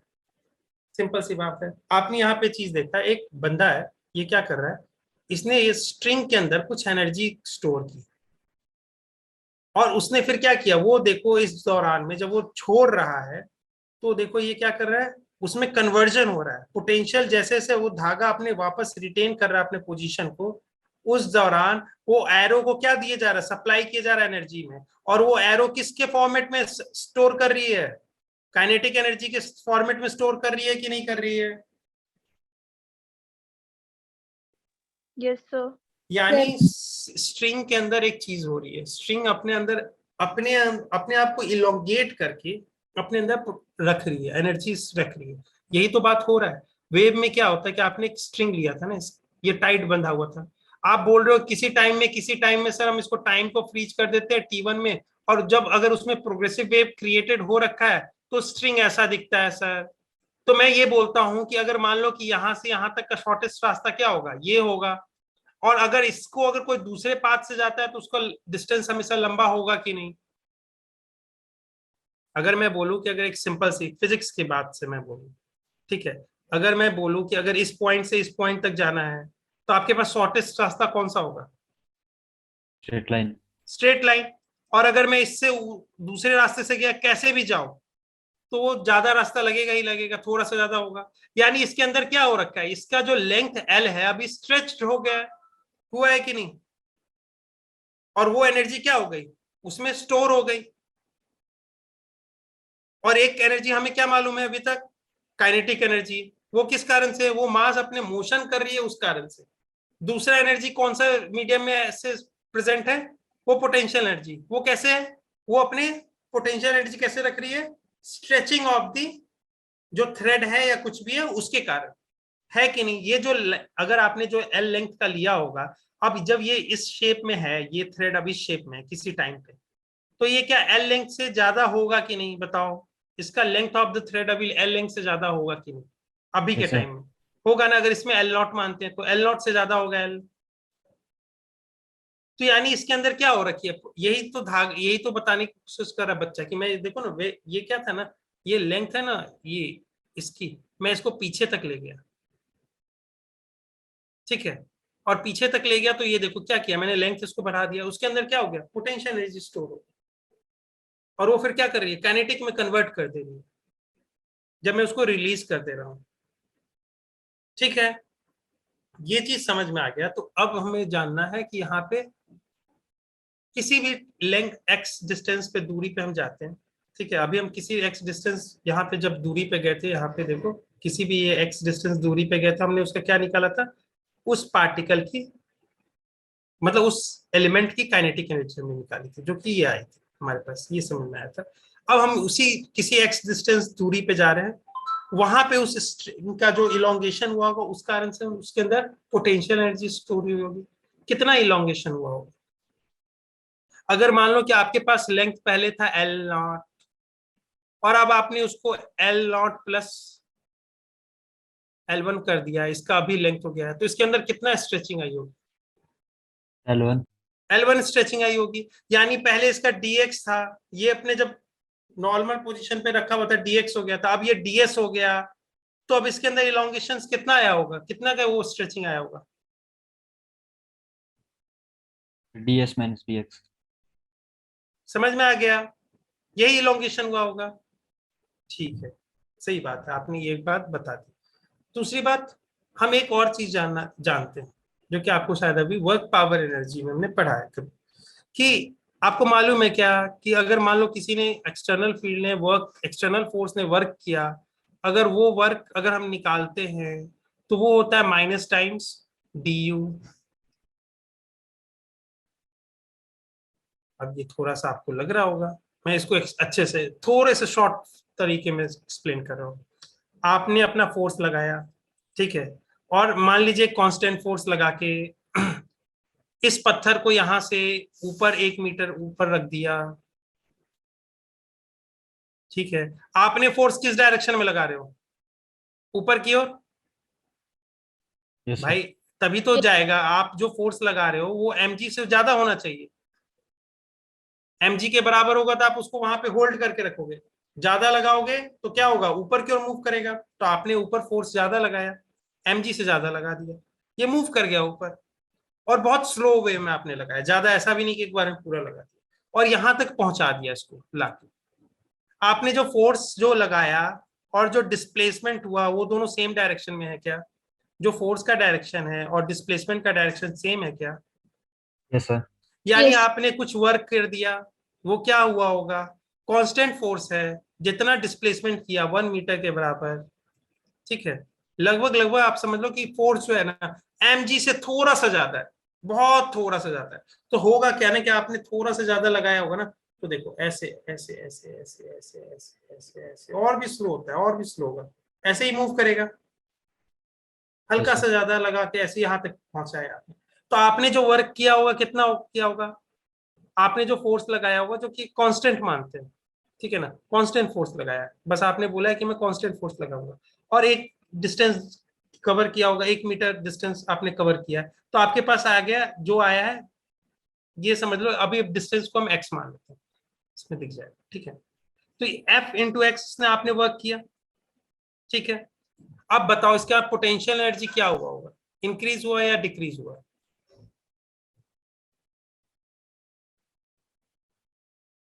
बताओ। अगर आपने पत्थर को नीचे से उठा के ऊपर रख दिया तो उसका पोटेंशियल एनर्जी क्या हुआ होगा? पत्थर का बढ़ा होगा कि घटा होगा? इंक्रीज। इंक्रीज हुआ होगा, है कि नहीं? तो इंक्रीज हुआ होगा तो इसका अर्थ क्या हुआ होगा?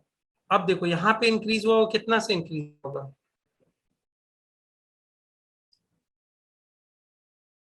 हुआ होगा ना, mgh Yes, होगा ना। जितने h की जगह क्या आ जाएगा? x आ जाएगा। आपने x डिस्टेंस ऊपर हाइट तक ले गए, mgx आ गया। ठीक है, ये क्या हुआ होगा? स्टोर हुआ होगा। तो ये साइनस याद रखना, मैंने इसी के लिए आपको बोला था पोटेंशियल एनर्जी कैसा क्वांटिटी है, वेक्टर है या स्केलर है? एनर्जी कैसा Vector. क्वांटिटी? एनर्जी हमेशा याद रखना, एनर्जी एक स्केलर क्वांटिटी है। एनर्जी का कोई भी टाइप हो, पोटेंशियल एनर्जी हो, वो सब उसके अलग अलग फॉर्म होते हैं ना। पोटेंशियल एनर्जी हो, हीट एनर्जी हो, काइनेटिक एनर्जी हो, इलेक्ट्रिकल एनर्जी हो, कोई भी हो, सब स्केलर होगा। स्केलर में एक चीज दिक्कत कर देता है, प्लस माइनस ना थोड़ा सा, पता नहीं इसकी आदत क्या है कि थोड़ा समझना पड़ जाता है स्केलर के साथ अगर प्लस माइनस है तो। क्यों भाई? तो अभी सर आपने ही तो बताया था एक बार चार्ज के केस में कि वहां प्लस माइनस क्या बताता है? चार्ज का टाइप बताता है। क्यों भाई? स्केलर क्वांटिटी है चार्ज और इसके साथ प्लस माइनस डायरेक्शन नहीं बताता। यहाँ पे माइनस जो साइन दिखाता है इसका अर्थ होता है स्टोर्ड एनर्जी, एनर्जी स्टोर हुई होगी। ठीक है, तो यहाँ पे देखो आपने बोला कि एनर्जी जो पोटेंशियल एनर्जी का चेंज आया वो mgx आया। ठीक है, लेकिन कैसे फॉर्मेट में आएगा? माइनस के फॉर्मेट में। ठीक है, लेकिन इसका अर्थ क्या होता है? स्टोर हो गया इसके अंदर। ठीक है, ये कैसी एनर्जी हो गई? Store energy. अब ये आप जो बोल रहे हो यहाँ पे देखो, फोर्स आपने जो लगाया था वो क्या था? mg plus something differential force ज्यादा लगाने के लिए, क्योंकि आपको क्या करना था? थोड़ा सा ऊपर ज्यादा फोर्स लगाना था। mg बैलेंस कर देता। और इसको समझ लो कि df फोर्स जो होता है, जो बहुत छोटा सा फोर्स, वो नेग्लिजिबल है, इसके कंपेयर में नेग्लिजिबल है, वो साथ में लगा रहा हूं ताकि वही तो ऊपर लेके जाएगा। mg को तो बैलेंस कर पा रहा होगा, यही दो फोर्स लगा रहा हूं। अब ये जो निग्लिजिबल है तो लगभग लगभग यही तो mg के बराबर ही तो हो रहा है। तो ये क्या आ रहा है आपके जो फोर्स लगाया क्या हुआ है? mgx ही तो आ रहा है। यानी ये हो क्या रहा है? आप वर्क कर रहे हो ना, आपने जो वर्क किया ना उसका लेन देन हो रहा है, बस काम यही हो रहा है, यही लेन देन हो रहा है, बस इससे ज्यादा कुछ नहीं हो रहा है। वो बोल रहे हो कि आप काम कर रहे हो तो ठीक है, मैं पोटेंशियल में इसको स्टोर कर देता हूँ इस फॉर्म में। तो अगर मान लो कि ये स्ट्रेचिंग हुई होगी और ये पोटेंशियल एनर्जी है, तो हमें पोटेंशियल एनर्जी से एक बहुत फंडामेंटल चीज है, ये रिलेशन आपको, ये स्टोरी मैंने बताई आपको, ये रिलेशन हमेशा याद रखना, ये वाली चीजें ये हमेशा आएगी आपके पास। इसको और ऊपर फॉर्मेट में अगर आप देखोगे ना तो ये आती है, आप देखना इसको। ये देखा है आपने कहीं पे? ये इक्वेशन देखा है कभी आपने? ऐसा इक्वेशन देखा है कहीं? ये वाली इक्वेशन आती है। ठीक है, लेकिन हमारे पास क्या होता है कि मीडियम लीनियर है तो आर क्या हो जाता है? एक्स से चेंज हो जाता है। तो जब एक्स ही होता है आर, तो वहां पे आपके फंक्शन ऑफ एक्स वाई जी हो सकते हैं स्पेस में होगा तो। लेकिन यहाँ पे आपका वन डायमेंशनल होता है, तो यहाँ पे डेल वाला क्या हो जाता है? डी में कन्वर्ट हो जाता है।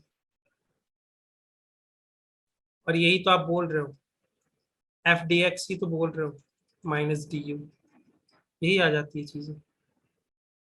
ठीक है, तो ये चीजें आपको स्टोरी बताने के लिए था, क्योंकि आपने वर्क एनर्जी, जब मैं आपको पढ़ाऊंगा ना वहां अच्छे से एक्सप्लेन करूंगा ये चीजों को। ठीक है, तो वहां पे ये स्टोरी के लिए अभी बचा के रखते हैं, लेकिन ये होता है, ये आप चीज मान लो। ठीक है, मान लोगे आप? Yes, sir. ठीक है, तो अगर होता है तो चलो अब हम कैलकुलेट करते हैं। आपने एक चीज बता दी कि इसके अंदर इलोंगेशन इतना हो रखा है। अब आपके लिए दिखाना चाहते हो कि भाई हम देख लेते हैं कि वर्क कितना टेंशन ने कर दिया होगा, क्योंकि यहाँ फोर्स आपके पास कौन सा फोर्स होगा? कौन सा फोर्स लग रहा होगा इस एलिमेंट पे? हमेशा कौन सा फोर्स लग रहा होगा? टेंशन लग रहा होगा, हर टाइम पे टेंशन ही तो लग रहा होगा।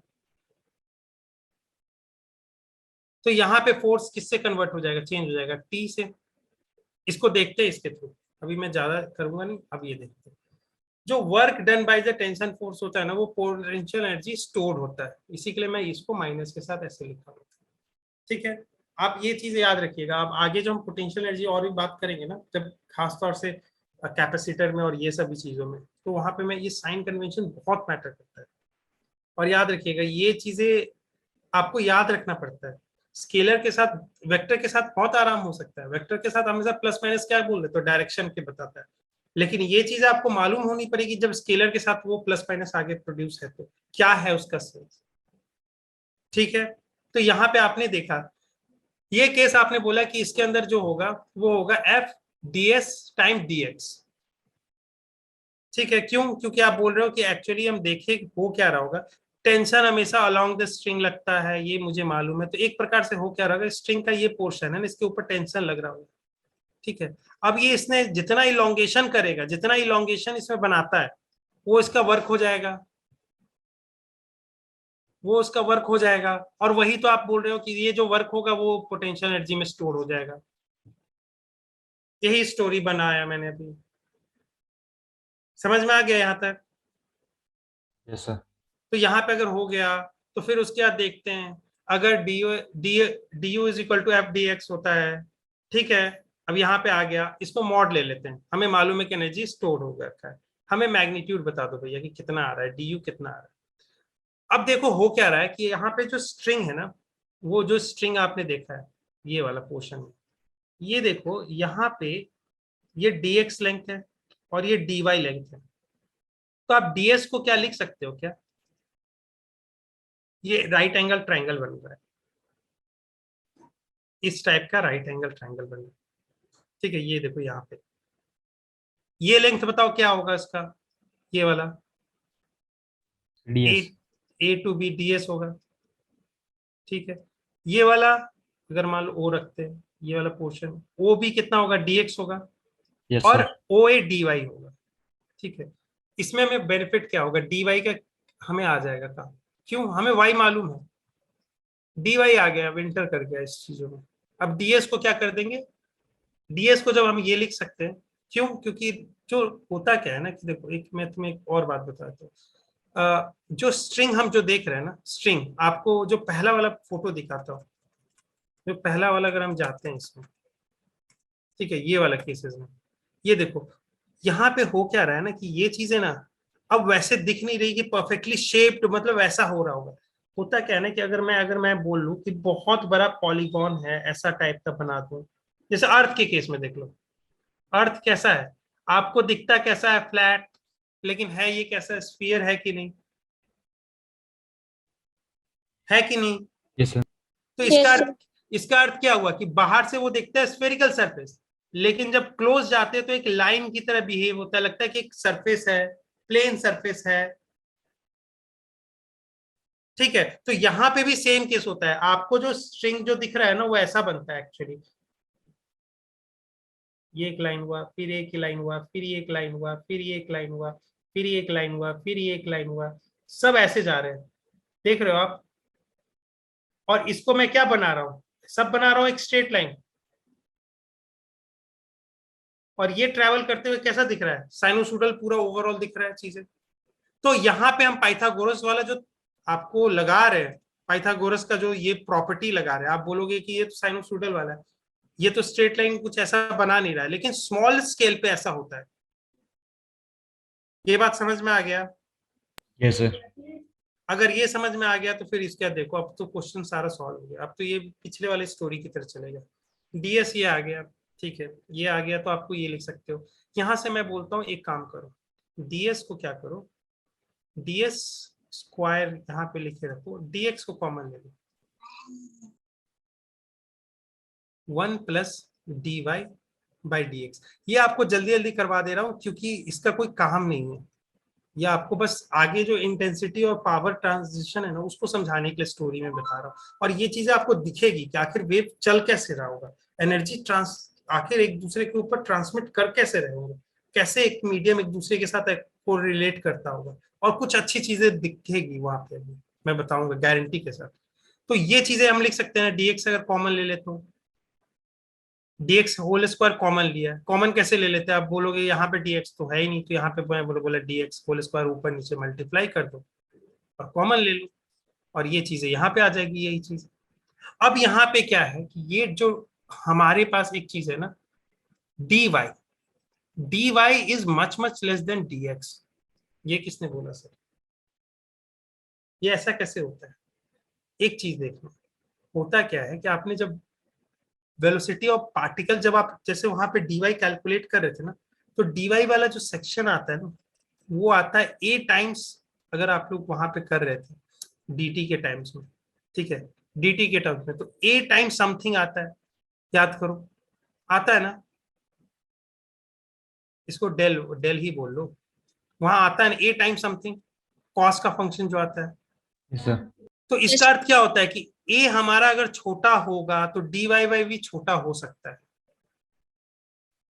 यानी होता क्या है ना कि हम जो स्ट्रिंग के बारे में बात कर रहे हैं ना, वो ऐसा स्ट्रिंग वेव्स होता है, बहुत छोटे एम्पलीट्यूड के वेव्स होते हैं, हम उसको बारे में स्टडी कर रहे हैं। अरे यार ये तो हो जाएगा, ये बहुत छोटा एम्पलीट्यूड होता है, बहुत छोटा एम्पलीट्यूड होता है। इस केस के कारण डी वाई बहुत छोटा हो जाता है, किसके सेंस में? dx के सेंस में, ठीक है। Yes, sir. अब इसके बाद लेकिन यहाँ पे ये है कि हमें ds निकालना है, यहाँ ds स्क्वायर दे रखा है, तो इसको हम अंडर रूट लगा देते हैं, तो फिर अंडर रूट निकालेंगे तो ये क्या हो जाएगा?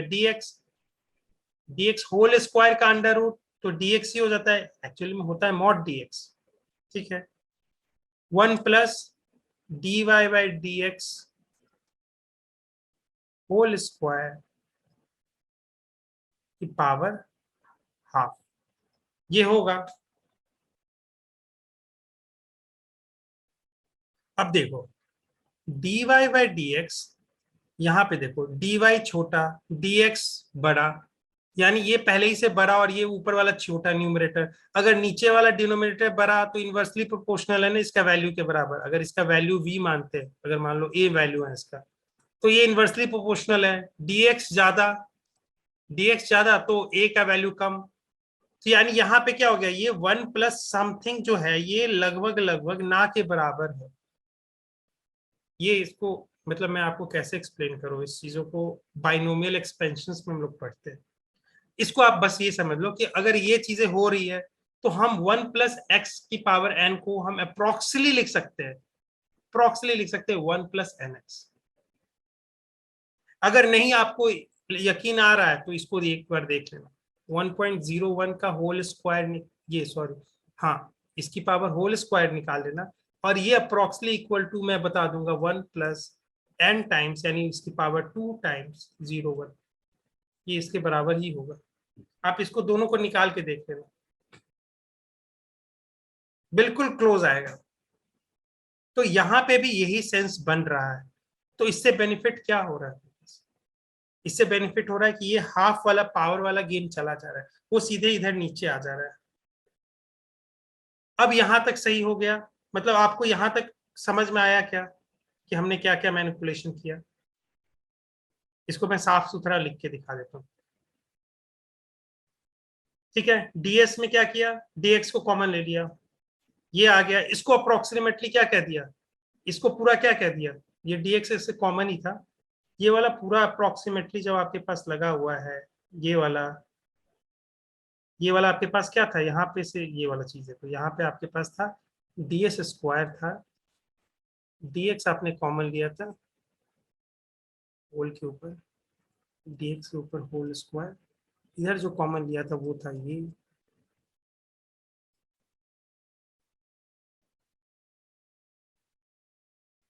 ये लिया था, फिर आपने बोला था कि ds स्क्वायर है बस हमें लेना है, तो ये हो गया था dx, ये आ गया था आपके ऊपर 1 plus dy by dx whole square power half, यही था।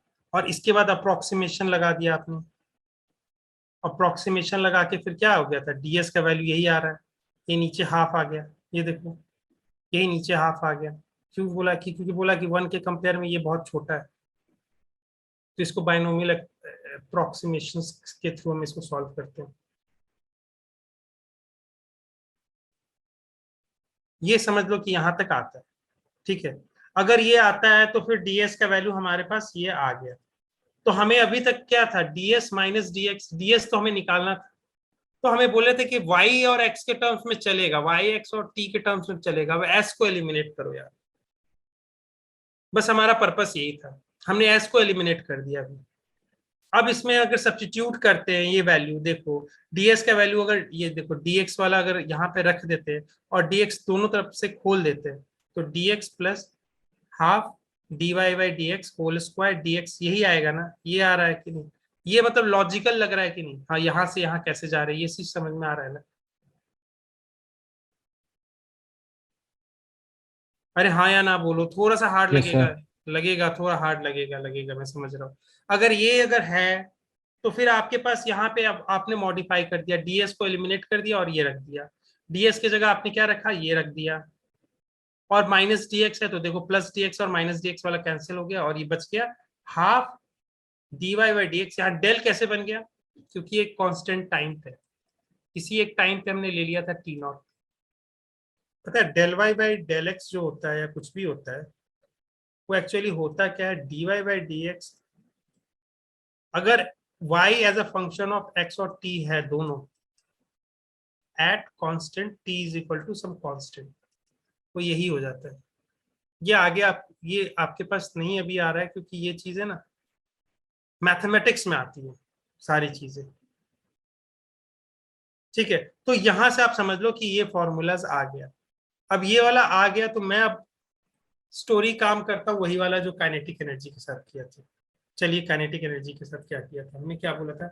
हमें मालूम है y इज इक्वल टू ये होता है, हमें मालूम है कि डेल वाई बाई, यहाँ पे इस बार क्या किया हमने, वहां पिछली बार क्या लिया था? Del Y by del t. इस बार क्या ले लिया? Del Y by del x. ठीक है, ये कोई सेंस नहीं बनाता, ये सेंस बनाता है, ये क्या होता है? वीपी होता है। ये सेंस नहीं बनाता, लेकिन हम निकाल तो सकते हैं ना। निकाल दिया हमने, ये आ गया। उसके बाद और क्या मालूम है? म्यू मालूम है हमें। और क्या मालूम है? v is equal to t by mu मालूम है। ठीक है, अब इन सभी चीज को सब्स्टिट्यूट करेंगे, सभी चीज को सब्स्टिट्यूट करेंगे। जैसे f की जगह क्या रखेंगे? तो आप f की जगह रखोगे, f क्या है? यहाँ पे टेंशन है सर, टेंशन है तो यहाँ से क्या निकाल सकते हैं? तो टेंशन इज इक्वल टू, आप लिख रहे हो सर यहाँ पे म्यूज बाई वी स्क्वायर। ठीक है, यहां से f की जगह जो होगा वो ये रख देंगे म्यू वी स्क्वायर। ये v क्या होगी? वेलोसिटी वेव की। ठीक है, फिर दूसरी बार del Y by del x की जगह ये रख देंगे। और अगर सब्स्टिट्यूट कर देते हैं और फिर उसके बाद देखते हैं फिर क्या आंसर आएगा, देखते हैं। सब्स्टिट्यूट किया सारा कुछ तो हमारे पास आ गया पोटेंशियल एनर्जी का ये फॉर्मूला।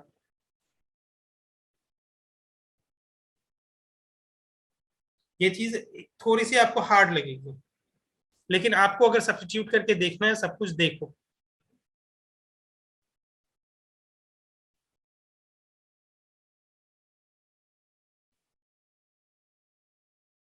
ठीक है, अब बोलोगे कि सर यहाँ पे तो इस बार के आया हुआ था। अब देखो यही चीजें थोड़ी सी दिक्कत आएगी। अब आप देखो, मैं कर ही देता हूँ। एफ की जगह आप क्या रखोगे बताओ? फिर यूवी स्केयर। हाँ हाँ, एफ की जगह आपने रखा, यहाँ पे अब कैलकुलेट करते हैं डी। ठीक है, कैलकुलेट करते हैं। एफ की जगह आपने रखा म्यू वी स्क्वायर। ठीक है, हाफ हाफ रह जाएगा। इसके जगह आप क्या रखोगे? ये रखेंगे तो क्या आएगा? माइनस माइनस प्लस हो गया, हो जाएगा ना? ए स्क्वायर के square cos square omega T minus K x plus 5, यही आ रहा है ना? इसको थोड़ा सिंप्लीफाई करते हैं, इसको लिख देंगे हाफ म्यू, और यहाँ पे ये आ रहा, और dx भी बाकी है ना, तो dx भी तो लिखेंगे यहाँ पे dx आ गया। ठीक है, सब सब्स्टिट्यूट कर दिया हमने। ठीक है, अब यहाँ पे रखने के बाद फिर सिंप्लीफाई करते हैं बी स्क्वायर। ठीक है, ए स्क्वायर के स्क्वायर, और क्या क्या है? बाकी सब कांस्टेंट आ गया। बचा क्या? Cos square omega T minus K x plus 5 dx, यही आया क्या? के की जगह अब इस बार एक काम करते हैं, के की जगह क्या रखेंगे इस पर? 2 पाई/λ, या एक सेकेंड काम करते हैं, एक ये काम इतना सब्स्टिट्यूशन की जगह इधर ही रख देते हैं। वी स्क्वायर की जगह रख दो आप ω² / k², रख सकते हो ना? अगर रख सकते हो तो फिर बताओ, हाफ म्यू v² की जगह ω² / k², ऊपर नीचे cancel, k² a² cos² ωt - kx + 5 dx। यही आया क्या? और यही आ रहा है क्या यहाँ पे भी? नेक्स्ट वाले में भी यही आ रहा है क्या? यही आ रहा है क्या?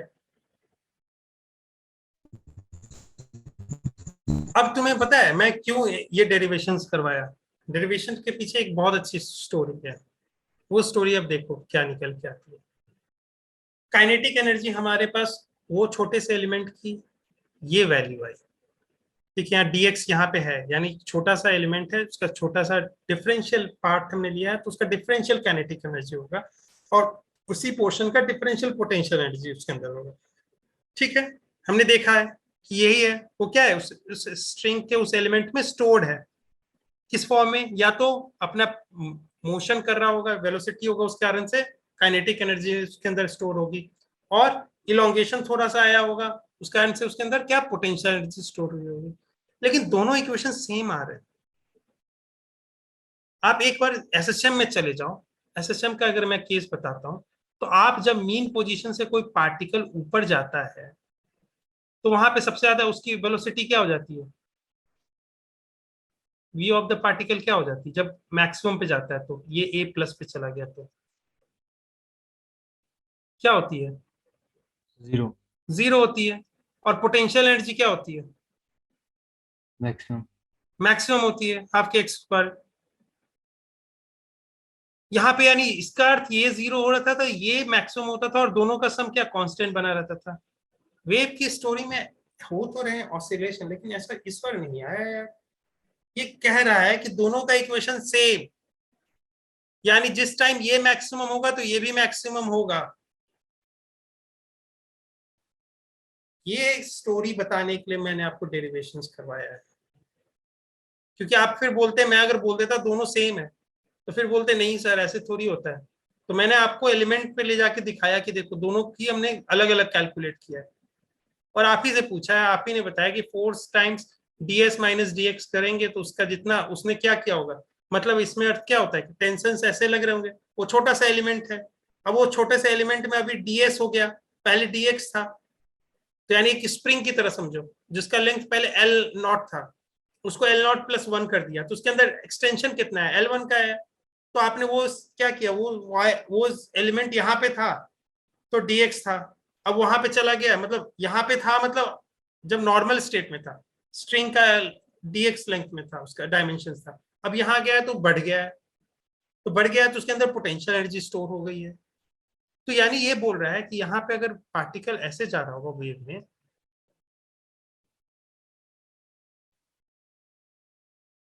तो यहाँ पे अगर मैं बोलूं, यहाँ पे इस पार्टिकल की काइनेटिक एनर्जी क्या होगी? पार्टिकल की काइनेटिक एनर्जी 0 होनी चाहिए, होगी भैया? नहीं चलो एक बार करके देख लो, यही टाइप का वेव बनेगा। हम मान लेते हैं, सबसे सिंपल वेव मान लेते हैं, sin ωt - kx, कोई फेज के साथ नहीं है, अभी मान लेते हैं देखने के लिए, ठीक है, ये मान लिया, ठीक है। इसका अगर मैं बोलूं, इस एलिमेंट पे मैं चला जा रहा हूं, किस पे बोल रहा हूँ? x0 कोई एक एलिमेंट है जो कि अभी मैक्सिमम पोजीशन पे है, ठीक है। जब मैक्सिमम पोजीशन पे है यहाँ पे, तो x0 पे मैं जाके देख रहा हूँ, तो इसकी वीपी क्या आ रही है? वीपी आ रही है इसकी 0। कैसे 0 आएगी? देख लेना, आपके पास यहाँ पे देखो, जब यहाँ पे आप x0 पे गए, यहाँ पे इसका क्या है? मैक्सिमम वैल्यू है, तो मैक्सिमम वैल्यू पे क्या है? इसकी काइनेटिक एनर्जी क्या हो रही होगी? जब आपको मैंने दिखाया था, वो ग्राफ दिखाया था, वो जो हमने वेलोसिटी वाला ग्राफ दिखाया था, ठीक है, इसमें दिख जाएगा।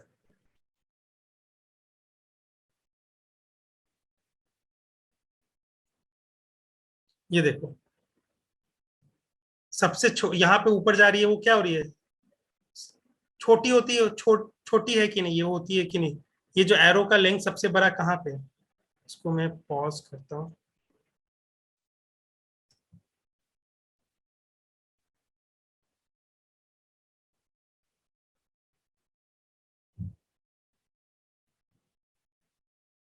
देखो अब इसको पॉज करके मैं दिखाता हूँ। अब देखो यहाँ पे देखो, ये क्या है, सबसे छोटी होती जा रही है ऊपर, सबसे बड़ी कहाँ पे पाई जा रही है, सबसे बड़ी कहाँ पाई जा रही है, बीच में जा रही है। तो तभी तो ये वेलोसिटी वेक्टर, ये तो वेलोसिटी वेक्टर मतलब वेलोसिटी को तो रिप्रेजेंट कर रहा है, पार्टिकल की वेलोसिटी को। तो सबसे बड़ी हो रही है, ऊपर जा रही है तो देखो छोटी होती जा रही है, नीचे जा रही है देखो छोटी होती जा रही है, छोटी होती जा रही है, एक जगह खत्म हो रही है, फिर ऊपर से बढ़ रही है, फिर उसके बीच में जा रही है तो मैक्सिमम हो रही है। तो यानी इसका अर्थ ये मैं बोलना चाह रहा हूँ कि इसका अर्थ ये है कि ऊपर में जब उसकी पार्टिकल की काइनेटिक एनर्जी जीरो होगी तो उसके अंदर पोटेंशियल एनर्जी भी जीरो होगी। लेकिन मुझे देखने में थोड़ा अजीब सा फील हो रहा है कि सर मैक्सिमम पॉइंट से इतनी दूर है तो पोटेंशियल एनर्जी स्टोर नहीं हो गई होगी उसके अंदर, ऊपर तक चला गया है सर। तो इसका एक आंसर होता है कि आप जो सोच रहे हो ना, ये ऑसिलेशन तो हो रहा है, लेकिन ऑसिलेशंस पार्टिकल कर रहे हैं, यहाँ पे फोर्स जो होता है, यहाँ पे जो फोर्स लग रहा है और ये एनर्जी स्टोर हो रही है, वो इस फॉर्मेट में मत समझ लेना कि इसका अगर मैं बोलूं कि पोटेंशियल एनर्जी निकालो तो ये आप, हमने ये फॉर्मूला स्टार्ट किया था क्या कि इसका कितना डिस्प्लेसमेंट है वाई, तो मैंने ये बोला था क्या कि इसका अगर मान लो कि ये जो भी है तो इसका काइनेटिक एनर्जी हम स्टार्ट करते हैं हाफ के एक्स स्क्वायर से निकालें, हाफ के वाई स्क्वायर का निकालते हैं पोटेंशियल। ये वाला डेफिनेशन नहीं माना था ना, हमने क्या माना था वहां पे, हमने माना था कि जितना फोर्स लगता है उसके अंदर कितना लेंथ इलोंगेशन किया होगा उसने, अगर वो नॉर्मल रहती, अगर उसमें कुछ हिलावट नहीं करते तो। ठीक है, तो ये चीज हमेशा याद रखना। वेव के केस में ये स्टोरी बताने के लिए आपको मैंने किया था कि वेव के केस में जब उसका मैक्सिमम काइनेटिक एनर्जी होगा तो उसी समय उसका मैक्सिमम पोटेंशियल एनर्जी भी होगा। और इसका अर्थ ये होता है कि यहाँ पे वेव जब पार्टिकल आती है तो उसकी सबसे ज्यादा काइनेटिक एनर्जी होगी और सबसे ज्यादा उसी टाइम पे पोटेंशियल एनर्जी होगी। ये बात समझ में आ गया आपको? थोड़ी सी अलग लग रही है ना ऑसिलेशन से, लेकिन ये इसी के लिए ऑसिलेशन की तरह होती है, पार्टिकल कर रही है, लेकिन यहाँ पे ऐसा केस नहीं हो रहा है कि जो फोर्स यहाँ पे, ऐसा नहीं कि कोई फील्ड यहाँ पे हीलियम पे एक फील्ड बना हुआ है और वो ऊपर जाने से सीधे खींचना स्टार्ट कर रहा है। समझ रहे हो? एक पोटेंशियल फील्ड की तरह नहीं समझो इसको कि आप क्या करते हो, आप ग्रेविटेशनल फील्ड में यहाँ पे पोटेंशियल है, इसको पार्टिकल को ऐसे मत समझना कि पार्टिकल को ऊपर इक्विलिब्रियम पोजीशन से ले गए तो पार्टिकल को ऊपर कोई इक्विलिब्रियम की तरफ फोर्स लगा रहा होगा। हाँ वो हो रहा है, लेकिन उसके कारण से वहां पे हो रहा है, ये स्ट्रिंग में ऐसे काम हो रहा है, यहाँ पे टेंशंस लग रहे हैं एक दूसरे के अगेंस्ट, और वो क्या कर रहे हैं, इलोंगेशंस और कंप्रेशंस वाले काम करने की कोशिश कर रहे हैं। ठीक है? Yes sir. Yes sir. तो अब इसका ये चीज अभी आपको मैंने जो पढ़ाया है वो थोड़ा सा आपको ऐसे ही चलेगा, एक दो क्लास और, क्योंकि इसके बाद तो मैं आपको जब न्यूमेरिकल करवाऊंगा ना तो आपको फिर वो चीजें समझ में और अच्छे से आएगी। ठीक है, इसको मैं पहले कंप्लीट करती हूँ। अब हमारे पास ये चीजें तो है नहीं, आपके पास कोई, मैंने आपको ड्राइव कर दिया, और मैं आपको ये बात बोल रहा हूँ, ये क्वेश्चंस कभी कभी आ जाते हैं 1 मार्क्स के 2 मार्क्स के आ जाते हैं कि अगर जब काइनेटिक एनर्जी वेव में अगर किसी पार्टिकल की मैक्सिमम होगी तो उसकी पोटेंशियल एनर्जी भी क्या होगी उस समय, मैक्सिमम होगी। ठीक है, ये कोई क्वेश्चंस में आपको रहेगा तो मैं नेक्स्ट बार आपको इसमें डालता हूँ ये चीजों को। ठीक है, अब आपके पास आ गई, तो मैं बोलूं कि अगर किसी का अगर मैकेनिकल एनर्जी मुझे निकालना है, ठीक है, मैकेनिकल एनर्जी निकालना है तो फिर कैसे निकालेंगे? Mechanical energy sum of the kinetic energy plus potential energy होती है। तो यानी किसी भी मीडियम के पास यही दो तरीके हैं ना एनर्जी को अपने पास थोड़े देर के लिए स्टोर करने के, और कोई तरीका नहीं है। तो इसी दो तरीके से यानी हमें मालूम चल जाता है कि टोटल काइनेटिक एनर्जी इसके अंदर कितना है। ठीक है, ये चीजें यहाँ पे हमें कोई डाउट नहीं है, दोनों का समेशन होगा और ये आ जाए। यहाँ तक कोई डाउट? No sir. ठीक है, आगे बढ़ते हैं। अगर ये होता है तो अब हमें पावर निकालना स्टार्ट करते हैं। मेन पर्पस हमारे पास पावर का था, अभी तो स्टोरी को हम इधर से उधर इसलिए ले जा रहे हैं क्योंकि बीच बीच में एक दो चीज निकल के आएंगी, और फिर आपके पास ये नहीं हो सकता कि आपको सिर्फ मैं बोल दूं कि ये होता ही होता है। आपको थोड़ी महसूस होगी अभी चीजें, आपको जब मैं ड्राइव किया तो आपको लग रहा होगा कि हाँ यार दोनों का इक्वेशन सेम आ रहा है, डीके वाला का भी ये आ रहा है, डी इसका भी ये आ रहा है। मैं ये नहीं बोलूंगा कि इसको याद रखना, ये वाला value half mu a square omega square cos square, ये कॉस स्क्वायर, इतना वैल्यू याद मत रखना। ये तो हम लोग इतना पढ़ाते हैं कि याद हो जाता है, लेकिन सबको याद रखने की जरूरत नहीं है। ये डीई कह लो या डी के is equal to d u है, ये दोनों बराबर होगी। तो ये चीजें जो होगी, ये आपके पास बस स्टोरी लाने था कि यहाँ पे टोटल एनर्जी इसके अंदर कितना है एलिमेंट के अंदर, वो हमें निकालना है। उससे क्या मालूम चल जाएगा, अगर वो जो टोटल एनर्जी है ना वो एक्चुअली, ये क्या होगा ना कि ये जैसे वेव इधर जा रहा होगा ना, जैसे वेव ऐसे एक पोर्शन है, ये अपना जा रहा होगा, अपना अपना सफर पे चल रहा होगा। ये एनर्जी क्या करेगा इस प्रकार से, देखो एलिमेंट के पास जाएगा, फिर वो उसको सामने वाले को ट्रांसमिट करेगा, ट्रांसमिट करते जाएगा, और ये क्या हो रहा है, एनर्जी एक प्रकार से क्या हो रहा है, ट्रांसमिशन हो रहा है। और अगर हो रहा है तो मैं पूछना चाहता हूं कि इस पॉइंट के अबाउट कितना पावर पहुंच गया होगा। एनर्जी के लिए क्या होगा, अगर आप पूछोगे एनर्जी कितना इस पॉइंट से गया होगा, तो आप कहोगे कि अच्छा कितने टाइम से आप देखोगे, T1 से बताओ T2 तक, तो उसको पावर से मल्टीप्लाई कर दोगे और डेल्टा टी कर दोगे, तो बोल दोगे कितना एनर्जी टोटल गया होगा, यही करोगे। तो यहां से अगर मैं बोलूं कि एनर्जी पहले मैं निकाल लेता हूं और फिर टाइम डिवाइड कर देता हूं, तो मैं यहाँ पे इस पॉइंट पे मैं बता सकता हूँ कि पावर ट्रांसमिशन कितना वैल्यू क्या हो रहा होगा, यानी किस रेट से ये वाला स्ट्रिंग से आगे की ओर एनर्जी फेंका जा रहा होगा, जिस डायरेक्शन में वो प्रोपोगेट हो रहा है। ठीक है, तो अगर ऐसा होगा तो फिर देखो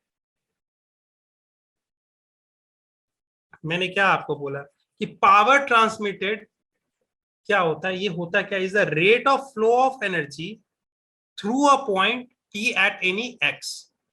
तो हमने यही तो काम कर रहे हैं, किसी भी पॉइंट एक्स पे हम तो निकाल रहे थे, किसी एलिमेंट बना दिया था, बोला था इस पॉइंट पे एक्स पे हमने काइनेटिक निकाली, पोटेंशियल निकाल ली। अब यही कह रहे हैं कि ये जो एनर्जी आ रही है वो इसकी एनर्जी है ही नहीं,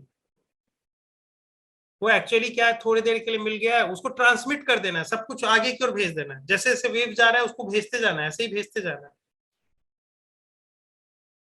ठीक है, तो वो चीजें हमें, अगर यहाँ पे जो ये डी एनर्जी आ गई, तो अगर मैं इसको साथ dt के साथ डिवाइड कर दूंगा, तो ये क्या हो जाएगा, इंस्टैन्टेनियस पावर देगा कि नहीं मुझे देगा। Yes sir. और डीई है क्या, डीई है क्या, sum of both energy, kinetic energy and potential energy, किसकी, एलिमेंट की, स्ट्रिंग की नहीं, जो एलिमेंट है उसकी। तो अगर मैं बोलूं इसी के लिए, तो मैं बोल रहा हूं एट पॉइंट पी, यानी उस एलिमेंट के थ्रू कितना पावर ट्रांजिशन हो रहा होगा।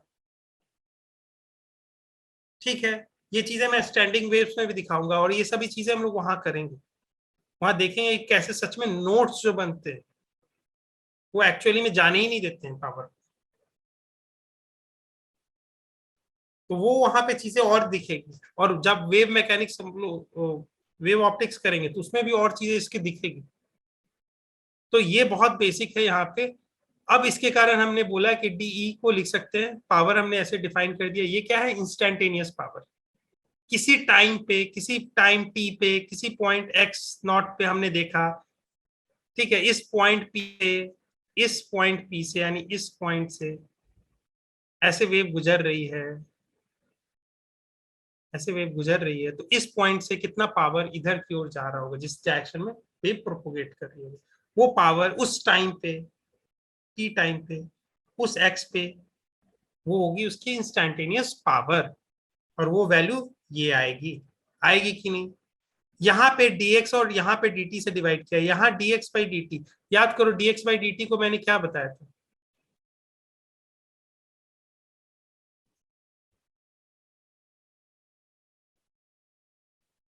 देखो, चलो वापस चलते हैं।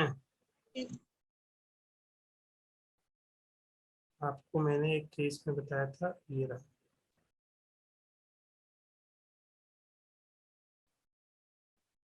कहाँ गया कहाँ गया कहाँ गया कहाँ गया, हाँ गया।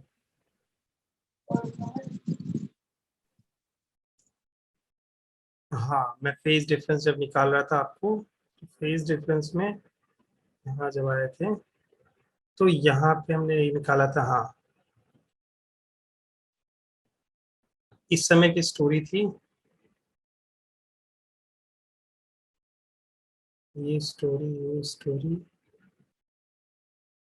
ये स्टोरी, यहाँ पे इधर योगी स्टोरी,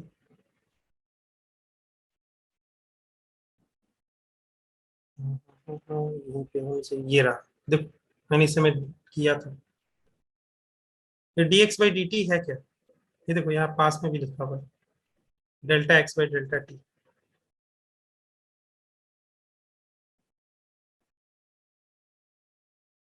ठीक है, याद आ गया आपको? याद आ गया? dx बाई dt क्या है? Wave velocity. ठीक है, यस सर। सर ठीक है। तो अगर है तो फिर देखो आगे चलते जाते हैं फिर यहाँ से।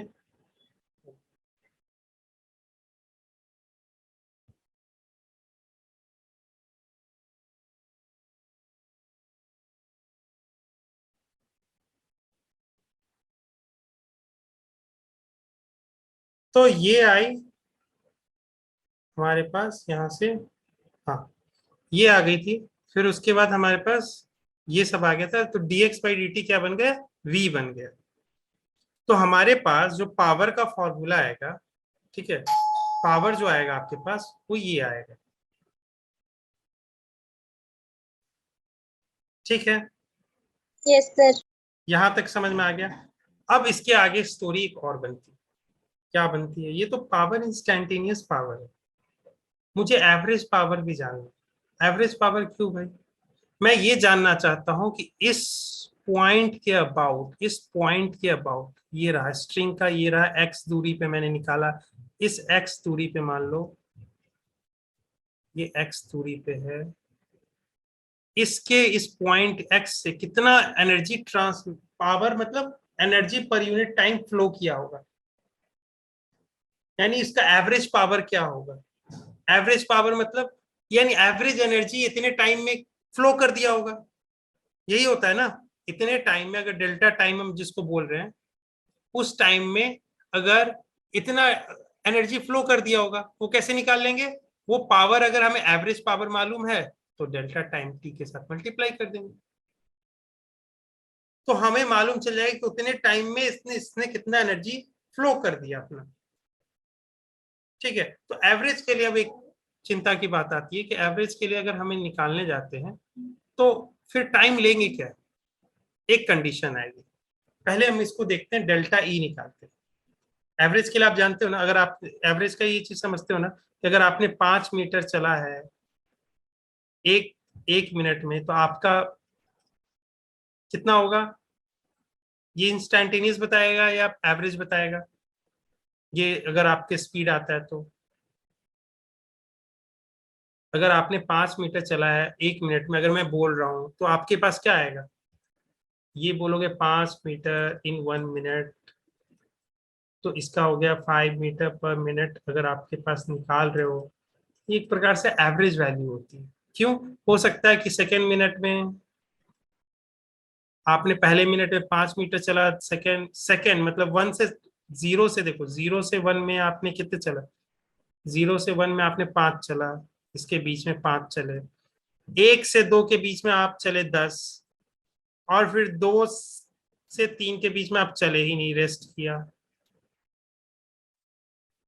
तो मैं बोलूंगा कि इसका एवरेज स्पीड क्या है, तो आप क्या कैसे निकालोगे? तो आप कहोगे कि एवरेज स्पीड के लिए हम पूछेंगे टोटल डिस्टेंस कितना चला भैया, तो आप कहोगे 15, और टोटल टाइम कितना है तो 3, तो इसका एवरेज आएगा 5। यही होता है ना। तो अगर हम टाइम, अगर delta E by delta T करते हैं, तो अगर मैं बोलूं कि अगर मान लो T1 से ऑब्जर्व करना स्टार्ट किया, T2 पे जाके रोक दिया, और बोला कि इस पॉइंट से मैंने ऑब्जर्व किया इससे T1 से T2 के बीच में, तो इतना एनर्जी फ्लो किया होगा, डेल्टा एनर्जी। वो कैसे निकाल सकते हैं? वो हमने देखा था कि डीई का फॉर्मूला हम जानते हैं, डीई का फॉर्मूला भी निकाले थे। डेल्टा ई क्या होगा? डीई डेल्टा ई होगा डीई का इंटीग्रेशन किससे किसके तक, T1 से T2 तक लेके जाएंगे। डीई के जगह सब्स्टिट्यूट कर देंगे इसको,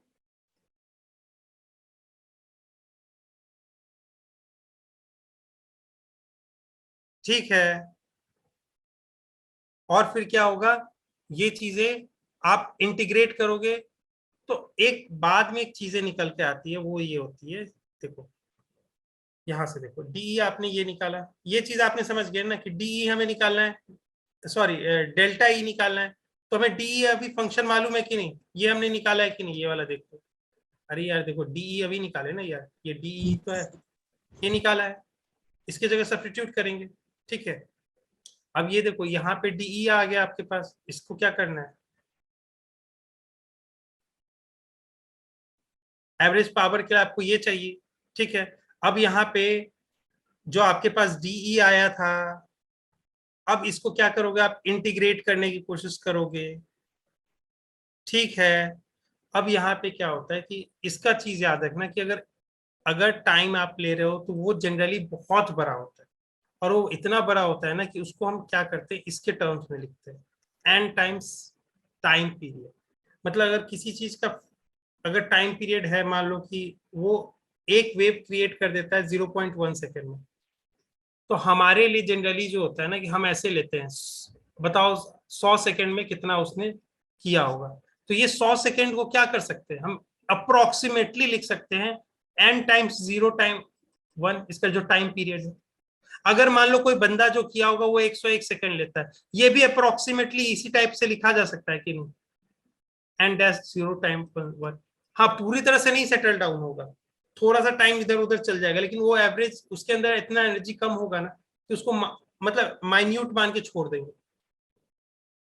तो इस टाइम के लिए अगर हम लेते हैं तो इसको देखो, इंटीग्रेशन जब आपके पास लगाते हो और फिर ये डेल ई निकालते हो, ठीक है। डेल ई निकालने के बाद यहाँ पे देखो इंटीग्रेट करके ये वाला जो फंक्शन होता है, इसका वैल्यू आ जाता है आपके पास हाफ। और फिर उसके डेल्टा टी जब आप निकालते हो, देखो सॉरी सॉरी, डेल्टा टी आप जब रखते हो, डेल्टा टी क्या होगा, 0 से टी डी टी को इंटीग्रेशन करना है, तो ये क्या हो जाता है, ये आपके पास क्या होगा, dt का इंटीग्रेशन, इसका देखो 0 से dt तक बोल रहे हो ना, dt को भी आपको इंटीग्रेट करना है, डेल्टा t ऐसे ही निकालेंगे आप। जैसे आपने बोला कि डेल्टा e कैसे निकाला, आपने बोला कि इंटीग्रेट किया de को, तो इसको dt को इंटीग्रेट करेंगे डेल्टा t निकालने के लिए, तो dt को, ठीक है, ये dt ही रह गया। अब यहाँ पे तो कोई फंक्शन है नहीं, ये तो आराम से हो जाएगा। कहाँ से, 0 से मानते हैं, जिस टाइम को ऑब्जर्व करना स्टार्ट किए 0, उससे लेके मान लेते टी टाइम तक कहते हैं, तो वो dt का इंटीग्रेशन, अगर कोई अंदर में है ही नहीं वेरिएबल, तो वो क्या हो जाता है, t हो जाता है, लिमिट 0 to t, और यही सब्स्टिट्यूट होकर t आ जाएगा। और इसको हम क्या कह रहे थे, इसी को तो कह रहे हैं कि n टाइम्स हम टाइम पीरियड लिख सकते हैं। अब इससे बेनिफिट क्या होगा ना कि n टाइम्स टाइम पीरियड होगा ना, ये टाइम पीरियड कैंसिल आउट हो जाएगा, और हमारे पास एवरेज पावर का फॉर्मूला ये आ जाएगा। तो स्टोरी की अल्टीमेटली ये कंक्लूजन है कि हम एवरेज पावर जो होगा ना वो ये लिख सकते हैं, और ये इंपॉर्टेंट है, ये मार्क कर लेना, ये इंपॉर्टेंट है।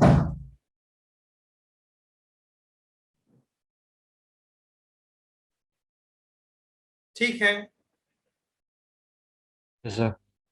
हमने देखो स्टोरी क्या होता क्या ना, एक चीज मतलब एवरेज पावर और इंस्टेंटेनियस पावर में क्यों मैं डिफरेंस अभी से बता रहा हूँ, क्योंकि आने वाले में ना आप हो सकता है कि जब एसी सर्किट पढ़ोगे ना, तो एसी सर्किट में सेम चीज है, वहां एवरेज पावर और इंस्टेंटेनियस पावर दोनों आती है।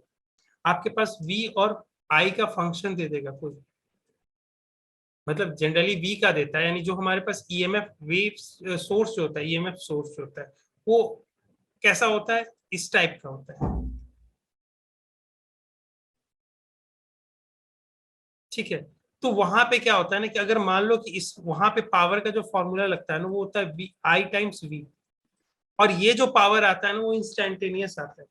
और वहां पे बहुत धड़ल्ले से ये क्वेश्चन पूछता है, वहां पे आपको पावर वेव में आपको पास अगर कुछ नहीं दे रखा इंस्टेंटेनियस, तो आपके पास पावर के पास जो लिखना है वो एवरेज मानना है। लेकिन वहां पे जब आपके पास रहेगा तो ये चीज माइंड में रखना कि ऐसा भी चीज होता है जिसको कहते हैं इंस्टेंटेनियस पावर, यानी उस टाइम पीरियड में इसने कितना सा डिफरेंशियल एनर्जी डिफरेंशियल टाइम में पास कर दिया, वो क्या करेंगे डिफरेंशियल, वो क्या कहते हैं इंस्टेंटेनियस पावर। अगर हम बोलते हैं कि इस पॉइंट के अबाउट कुछ लंबे टाइम तक हम ऑब्जर्व कर रहे हैं कितना डेल्टा एनर्जी इसने पास किया होगा, उसका रेशियो क्या होगा, पी एवरेज होगा। ठीक है, और उसको ये निकाल के हम रखते हैं, और ये चीजें, ये फिर सेम चीजें ऐसे भी कन्वर्ट हो जाती हैं। ये कर लोगे कि नहीं कन्वर्ट, ये वाला कन्वर्ट करना जानते हो, ये वाला चीज है। अरे भैया बहुत 2 मिनट का खेला है, ओमेगा की जगह रखना 2π/3, सॉरी अभी लिख दे रहा हूँ, ओमेगा की जगह लिखना आप 2π/t, और फिर आपने बोला था कि 2π/f भी लिख सकता हूँ, सब्स्टिट्यूट करना, यही चीजें आ जाएगी अपने मन से। कभी कोई फ्रीक्वेंसी में दे दे, कोई कुछ में दे दे, वो सब चीज निकाल लोगे ना, वो चीजें आपको तो याद है ना, जो बेसिक हम पढ़ते आ रहे हैं कि जो साइनोसॉइडल फंक्शन होगा तो हमें मालूम है कि ये चीजें फॉर्मूला तो हर जगह काम आई।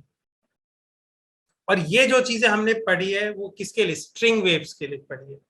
हमने स्ट्रिंग वेव्स का पूरा डेरिवेशन करके देखा है। ठीक है, यस सर। यहाँ से अगर हमारे पास आ जाता है तो ये याद रखना, ये चीजें मैं यहाँ पे क्लास एंड कर दे रहा हूँ क्योंकि इसका एक न्यूमेरिकल अभी हमें करना है। ठीक है, ये एवरेज पावर का यहाँ तक स्टोरी आज हम खत्म करते हैं। ठीक है, अब एवरेज पावर के बाद हमें एक चीज और बचेगी, वो होगी intensity, intensity of a wave. ये चीजें बचेगी। ठीक है, यस सर। और वो चीजें हम एक बार कंप्लीट हो जाएगा तो फिर उसके बाद मैं बता देता हूँ एक, शायद से अभी तो बच्चे पहले ही चले गए, इसके बाद हम पढ़ेंगे इंटरफेरेंस। ठीक है, इंटरफेरेंस में जस्ट बहुत फास्टली हम चलेंगे। इंटरफेरेंस में आपको ये दिखा दूंगा कि दो वेव्स जो सेम डायरेक्शन में मूव कर रही है, दो वेव्स जब अपोजिट डायरेक्शन में आ रही है, एक के कारण स्टैंडिंग वेव बनेगा, दूसरे के कारण प्रोग्रेसिव वेव भी रहेगा लेकिन अलग टाइप का, उसका एम्पलीट्यूड चेंज हो जाएगा उसके हिसाब से। उसके बाद जो चीजें होंगी स्टैंडिंग वेव्स में जो पढ़ा के एंड हो जाएगी।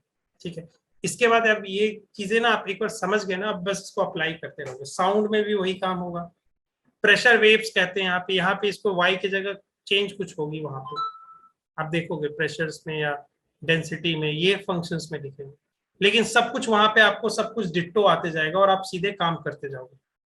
एक बार थोड़ा सा आज के टाइम तक इंटेंसिटी तक एक बार थोड़ा दिक्कत रहेगा, इसके बाद पूरा शॉर्टेड रहेगा। और एक बार हम लोग कल भी इसको क्लास शायद से रख लेते, उसके बाद एक दिन नेक्स्ट क्लास में हम पूरा प्रैक्टिस करेंगे क्वेश्चंस को, उसके बाद और अच्छे से आपके अंदर ऑब्जॉर्व हो जाएगा चीजें। ठीक है, यस सर। कोई दिक्कत आएगी तो क्वेश्चंस, अब इसके ऊपर यहाँ तक इंटेंसिटी के ऊपर तक क्वेश्चंस लगाना स्टार्ट कर दो। वेव का जो भी क्वेश्चंस आ रहा है इंटेंसिटी वाले तक अब लगाना चालू कर देना है सबको। ठीक है, यस सर। कोई भी डाउट आएगा, हाँ कोई भी डाउट आएगा सबको पूछना है। ठीक है, यस चलो सर। अभी के लिए मैं कर देता हूँ क्लास एंड। ठीक है, और आप जितना भी डाउट होगा वो पूछ लेना। ठीक है बेटा, यस सर। और कोई डाउट नहीं ना? No sir. ठीक है बेटा, चलो bye bye sir. Bye, sir. Bye.